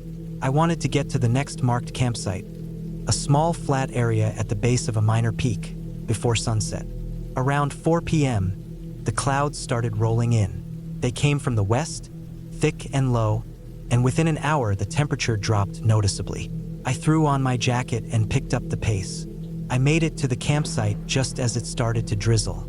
By the time my tent was up and I had my gear stowed, the rain had turned steady. I ate a cold meal inside the tent and listened to the rain drumming on the fly. That night, the wind came in hard. The tent shook, and I woke up more than once to tighten the guy lines and make sure nothing was leaking. By morning, everything was damp, but still functional. The rain had stopped, and a low mist clung to the trees. I boiled water for coffee and took stock of my gear. A few things were wet but manageable. My socks were soaked, though. I changed into my last dry pair and hoped the others would dry strapped to my pack as I walked. That was the day things went wrong. According to the map, I needed to continue along the ridge for another few miles before descending into the drainage where the old logging road was. It looked straightforward, but as I started moving, I realized the rain had changed the trail. Sections that had been firm the day before were now slick and muddy. The soft earth at the edges of the ridge was even more unstable than before. I reached another narrow section late that morning. It looked similar to the one I'd crossed the day before, but this one was steeper and wetter. I hesitated at the start of it. My boots were already caked with mud. The trail looked like it had eroded a bit from the rain. I told myself to go slow, one step at a time. I was about 10 feet across when it happened. My left foot slipped on a patch of wet clay, and before I could catch myself, my entire leg slid out. I dropped onto my side, my pack shifting my balance. My right foot caught for a second on a rock, but then it slipped too. I remember the sudden jolt of falling sideways, the weight of the pack pulling me toward the slope. I clawed at the ground, trying to stop myself, but there was nothing solid to grab. I slid. It wasn't a dramatic tumble. It was more like being pulled down slowly at first, then faster, my body scraping over wet rock and through brush. I remember trying to dig my heels in, trying to stop the slide. My hands burned as they scraped against gravel. I crashed through a cluster of low bushes, and then there was nothing under me. I landed hard. I don't remember how long I was unconscious, but when I opened my eyes, I was staring up at trees. My whole body hurt. My legs were tangled in brush, and my pack was twisted around my side. I sat up slowly. Pain bloomed across my ribs, my shoulder, and my hip. My right ankle felt wrong. I took stock. My arms worked. My fingers moved. My ribs hurt when I breathed, but nothing felt broken. My ankle was the problem. When I tried to stand, it collapsed under me. I almost blacked out from the pain. Swollen, probably sprained, maybe worse. I was off the trail. Way off. The slope I'd fallen down was steep and covered in debris. No way I could climb back up. My GPS was still clipped to my pack strap, and I turned it on. The signal was weak, but I managed to pull up my last known location. I was maybe half a mile down from the ridge. The old logging road was somewhere below me, though it was impossible to tell how far. There was no choice. Couldn't go back up. I had to go down toward the drainage. If I could reach the road, I could follow it back toward the trailhead, or at least find a clearing where I could signal a plane or a search team, if one ever came. I splinted my ankle using a tent pole and some duct tape, then cut a branch for a crutch. I moved slowly, inch by inch, sliding down the slope on but when it got too steep to hobble. I was exhausted by the time the sun started to set. I found a flat spot under a tree and set up a crude shelter with my tarp. I forced myself to eat, even though I wasn't hungry. My ribs ached, my ankle throbbed, and I couldn't stop shivering, even wrapped in my sleeping bag. That night, I barely slept. Every sound made me jump. Branches snapping, wind in the trees, the distant bark of something I couldn't identify. I held my knife in my hand, even though I knew it wouldn't do much. The next day was worse. I could barely move. The swelling in my ankle had doubled. I tried to crawl, dragging my pack behind me. After a few hours, I reached a shallow creek. I followed it, hoping it would lead somewhere. My water filter was still usable, so at least I had water. It took me 2 full days of crawling and hobbling before I reached what looked like an old road. Overgrown, covered in moss and branches, but definitely man-made. I almost cried. I followed it, moving slower than I ever had in my life. I rationed my food, but it was almost gone. My body was breaking down. Late in the afternoon on the 5th day, I heard the sound of an engine. Faint at first, but real. I scrambled off the road and up a small rise, waving my jacket. A dusty pickup truck came around the bend. Logging crew, checking the area for the next season. They stopped. The driver stared at me like I was a ghost. I must have looked half dead. Dirty, limping, face scratched, clothes torn. They got me in the truck. They gave me water, a protein bar. They drove me down the mountain, and I cried the whole way.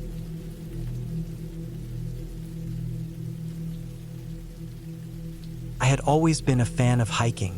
It was something I grew up doing, something that gave me a sense of peace, even in the toughest of times. The solitude of the woods, the beauty of the trees, the smell of fresh earth beneath my boots. It was all a welcome contrast to the noise of everyday life. So when I had a long weekend free, I figured it would be the perfect opportunity to escape to the trails. I wasn't new to this. I had hiked plenty of solo trips before, but this one was different. I had planned the hike meticulously. A 5-day solo trip along a trail that stretched across miles of dense forest, near a place called Devil's Ridge. It wasn't the most popular trail. In fact, it was kind of known for being remote and difficult to navigate. But that was exactly why I liked it. I wanted something real, something that would test me. I drove out early Friday morning, the sun just beginning to rise, casting long shadows on the road. My pack was heavy but not unbearable. I had food, water, a first aid kit, a map, compass, a flashlight, and extra layers of clothing. It was a solid setup. I had done my research. I knew the trail wasn't marked in the traditional sense. Some parts of it barely had footpaths, but I liked a challenge. The air was still cool when I parked at the trailhead, the ground wet with dew. A faint mist hung in the air, making the trees look even more intimidating than usual. The forest here felt different, darker. I shrugged it off and grabbed my pack. There was no turning back now. The first few hours were easy. The trail was narrow but clear enough that I didn't have to worry about losing my way. I moved steadily, focusing on my breath, on the rhythm of my footsteps. The further I went, the quieter it got. No birds, no animals stirring in the underbrush, just silence. But I wasn't concerned. Not yet. By midday, the sky was clouding over, and the temperature began to drop. I didn't mind. I was prepared for it, had the layers ready. I stopped for a quick snack and a sip of water before continuing. I checked my map and compass. All was still good. but something felt off. The trail ahead seemed to twist in a way that didn't match my map. I stopped to look at the trees surrounding me. They were much thicker now, their trunks knotted with age, their branches twisted in unnatural shapes. I decided to keep going, pushing forward. A couple more hours passed, and the trail grew steeper. The elevation gain was gradual but noticeable, and the terrain became rockier. The silence was still there, heavy and oppressive. It was around this time that I realized I hadn't seen any signs of wildlife. No birds, no squirrels, nothing. Just the occasional rustle of leaves, likely caused by the wind. But there was no wind. As I continued up the trail, I started to feel more and more like I was being watched. It was a ridiculous thought. The rational part of my mind told me it was just the isolation messing with me. I was used to hiking alone, so why was this trip so different? I pushed the thought aside and focused on getting to the next checkpoint. It was getting late, and I needed to find a good spot to camp before nightfall. My map indicated a clearing just up ahead. It should have been a beautiful spot, perfect for setting up camp, but as I arrived, something didn't feel right. The clearing was too empty. There were no sounds, no chirping insects, no rustling leaves, just silence. I set up my tent quickly, my mind racing as I worked. My instincts were screaming at me to leave, but where would I go? It was already getting dark, and the next nearest camping area was miles away. Plus, I needed to rest. I had pushed myself hard today, and my legs were aching. That night, I lay in my tent, listening to the silence around me. It was the kind of silence that pressed against your ears, the kind that made your thoughts loud and unbearable. The occasional snap of a twig in the distance made my heart race. I tried to ignore it. Maybe it was just an animal, or maybe the wind finally decided to show up. But then I heard it again, closer this time. I stayed perfectly still, not daring to move or breathe too loudly. My heart was pounding. I waited, but nothing happened. The forest fell silent again, and eventually, I drifted off into an uneasy sleep. The next morning, I woke to an eerie calm. The sky was overcast, and the air felt heavier than before. I packed up quickly, eager to leave the clearing behind. I didn't bother eating breakfast. Something about the place made my stomach churn.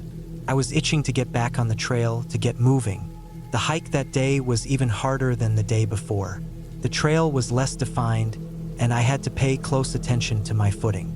The forest here was dense, the trees so thick that they blocked out most of the light. It was easy to feel lost, even with the map in hand. My sense of direction started to get fuzzy, and after a few hours, I realized I had been walking in circles. The trail seemed to vanish, only to reappear a few hundred yards further, always leading me deeper into the forest. I checked my compass, but it didn't seem to help much. I had seen no one all day, no other hikers, no signs of life.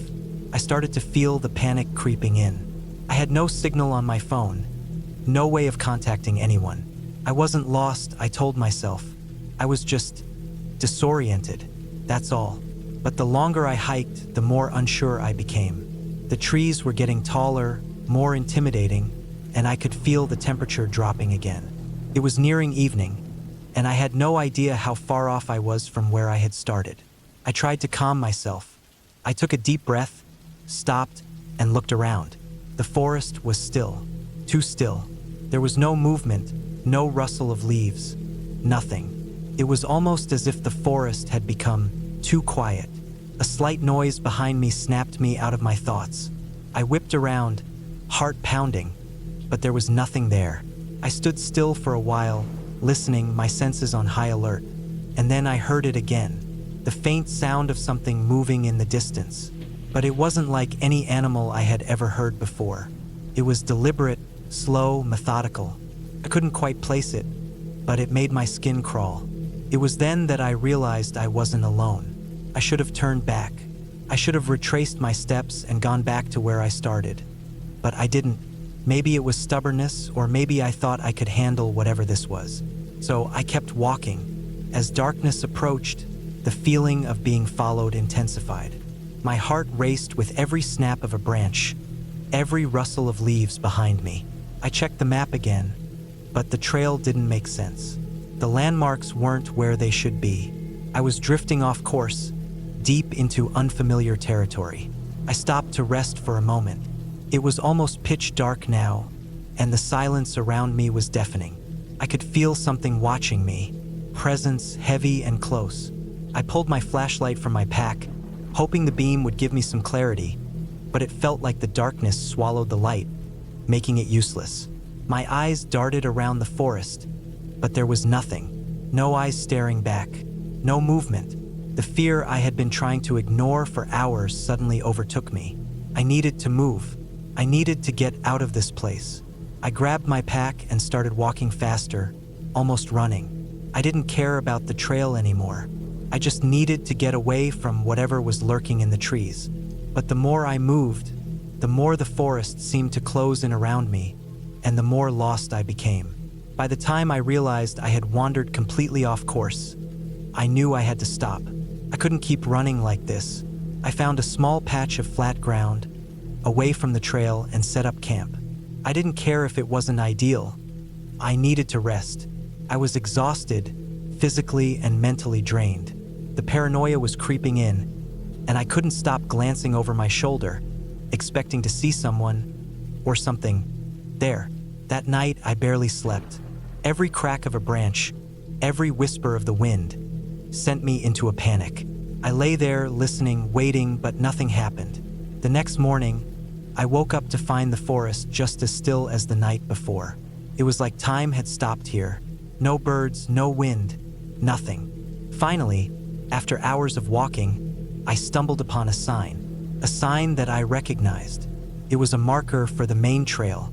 I was relieved, but I still felt a lingering sense of dread. I followed the trail back to the parking area, but when I arrived, I saw something that made my heart skip a beat. Someone had been there before me. Not a hiker, person. The vehicle was old, weathered, and just above the driver's side door was a small, carved symbol. The same one I had seen etched into the trees as I hiked deeper into the woods. I didn't stay long. I turned around and left without a second thought. That day, I made a vow to never return to Devil's Ridge. Whatever was there in those woods wasn't something I wanted to understand.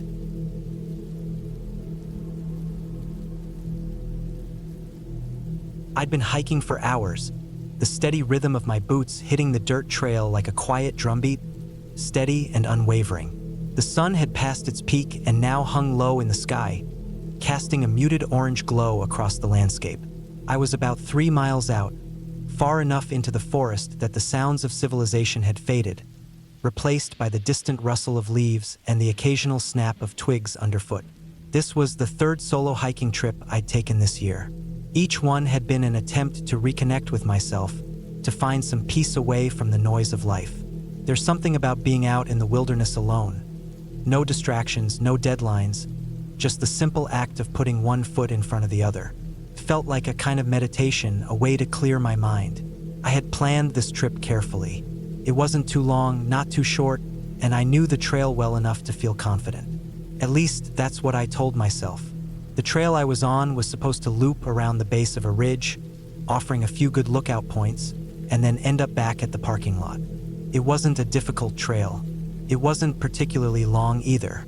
Yet, as I hiked deeper into the forest, something about the place started to feel off. The forest around me had grown denser, the trees more tightly packed. It wasn't the usual soft rustling of leaves in the wind.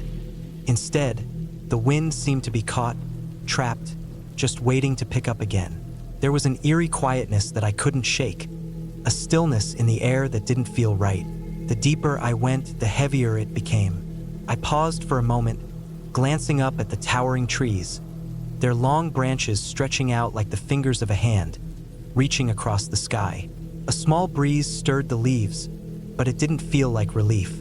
It felt more like a warning, as if something was waiting just beyond the next turn in the trail. But I shook my head. I was being paranoid. Nothing was wrong. This was just a regular hike. Still, I couldn't help but feel like I was being watched. I didn't want to believe it, but I kept looking over my shoulder, half expecting to see something or someone lurking behind me. The feeling didn't go away. Pushing forward, I trudged on, There was no sense in turning back just because I was getting a little unnerved. I needed the solitude, the time to think. But the more I walked, the more that feeling grew. It wasn't just the stillness in the air, it was something else. A tension, like the forest itself was holding its breath. The shadows between the trees seemed to shift, stretch unnaturally, and no matter how many steps I took, I couldn't seem to shake the feeling that I was not alone. The trail ahead bent sharply to the left, and I took the turn, expecting the path to open up a bit. But instead, it narrowed. The trees closed in tighter, their branches scraping against each other, sending a shiver down my spine. I could hear the faint rustle of something moving in the underbrush, but there was no animal in sight. I stopped again, scanning the area. The quiet pressed in on me, oppressive and unnatural. Something was definitely wrong. I should have turned back then. The sensible thing would have been to retrace my steps, head back toward the trailhead, and call it a day. But I didn't. I told myself I was overthinking it. There was no reason to be scared. I forced my legs to move, pushing myself forward. The trail was now so overgrown that I had to weave around thick shrubs and low-hanging branches.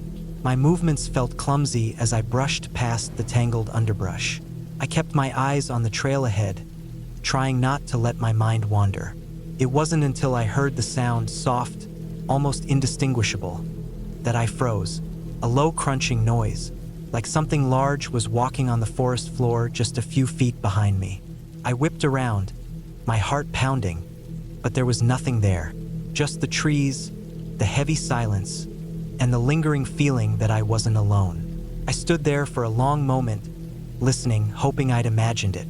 Maybe it was an animal, a deer or a bear, but it didn't sound quite right. The sound had been deliberate, controlled, like footsteps. The hairs on the back of my neck stood up, and I slowly, cautiously, turned back to the path ahead. The trail seemed even more suffocating now, the trees pressing in from all sides. The weight of the air felt unbearable, like the forest was closing in on me. I took a few more steps forward, my pace quickening, though I didn't want to acknowledge it. I was definitely scared now, and I hated it, but there was no denying it. My breathing was shallow, my hands shaking, my mind racing.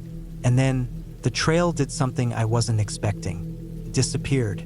1 second, I was walking along, trying to stay calm, and the next, I found myself stepping into nothing. I stumbled, my boots hitting the dirt, and I barely caught myself before falling face first into the ground. I blinked, trying to make sense of what I was seeing. There was no trail ahead of me, just thick underbrush and towering trees. There was no sign of where the path went, no markings to suggest where I should go. I took a few steps forward, my boots crunching the leaves underfoot, and tried to find any indication that I was still on the trail. But it didn't make sense. This wasn't the way the trail was supposed to look. The last marker I had passed had been some time ago, but I was sure it had been just a few feet away. Now there was nothing. I felt my stomach drop. Panic set in. I knew the forest, or at least I thought I did. But now it felt like it was playing tricks on me, bending reality in a way I couldn't understand. My heart rate spiked as I took in my surroundings. The trees, the underbrush, everything seemed to be the same. But I couldn't be sure anymore. The quiet was deafening, and I was beginning to feel disoriented, like I was walking in circles. I turned around, trying to retrace my steps, but it was no use. I had no idea where I'd come from. The woods seemed identical in every direction. The realization hit me with the force of a blow. I was lost. I stood there, breathless, feeling the weight of the moment settle on my chest. I was alone in the middle of nowhere, with no clear path forward, and no idea how to get back. My phone had no signal, of course, and I'd only brought enough water for a short hike. The panic started to rise. I forced myself to take a deep breath, to push the fear back. No sense in losing my cool. I had to stay calm, think. I knew the basic rules for survival. Stay put, stay calm, and wait for daylight if necessary. But the sky was already darkening, and I couldn't shake the feeling that there was something else in the woods with me. Something I couldn't see, but could feel, pressing closer, getting nearer with every passing second. couldn't stand there forever. So, I took a step forward, then another, and then I started walking in what I hoped was the direction I'd come from. The forest stretched on endlessly. The trees seemed to shift as I moved, their long shadows stretching longer and deeper as the sun sank lower. Every crack of a twig underfoot made my heart race. It was then I heard it again, the footsteps, but this time they were louder, closer. I froze, my heart hammering in my chest. I couldn't tell where they were coming from, but they were definitely there, moving, following. I forced myself to move again, my steps quickening, desperate. There was no clear path, just trees and brush, no signs of the trail. The more I moved, the more the forest seemed to close in. The shadows grew deeper, darker. I was losing my sense of direction, my sense of time. Everything felt wrong. I was starting to lose hope when I saw it. A faint glimpse of something ahead, clearing. It wasn't much, but it was enough. I pushed through the trees, stumbling as I ran toward it. And then, just as I stepped into the clearing, I saw it clearly, the trail. Somehow I had found it again. I wasn't sure how long it had been since I'd lost it, but the sense of relief was overwhelming. The path was there, clear and wide, just as it had been when I started. My legs felt weak, my knees trembling, but I forced myself to keep going, to follow the path. I kept walking, not stopping, not daring to look back. The sun was gone now, the last traces of light fading behind the trees. But the path ahead was real, and it was there. As I reached the parking lot, the lights of my car came into view. I had made it out. I didn't know what had happened in those woods. I didn't know how I had gotten lost, or why the forest had felt so strange. But I was out, safe. For now, that was enough, and I would never hike alone again.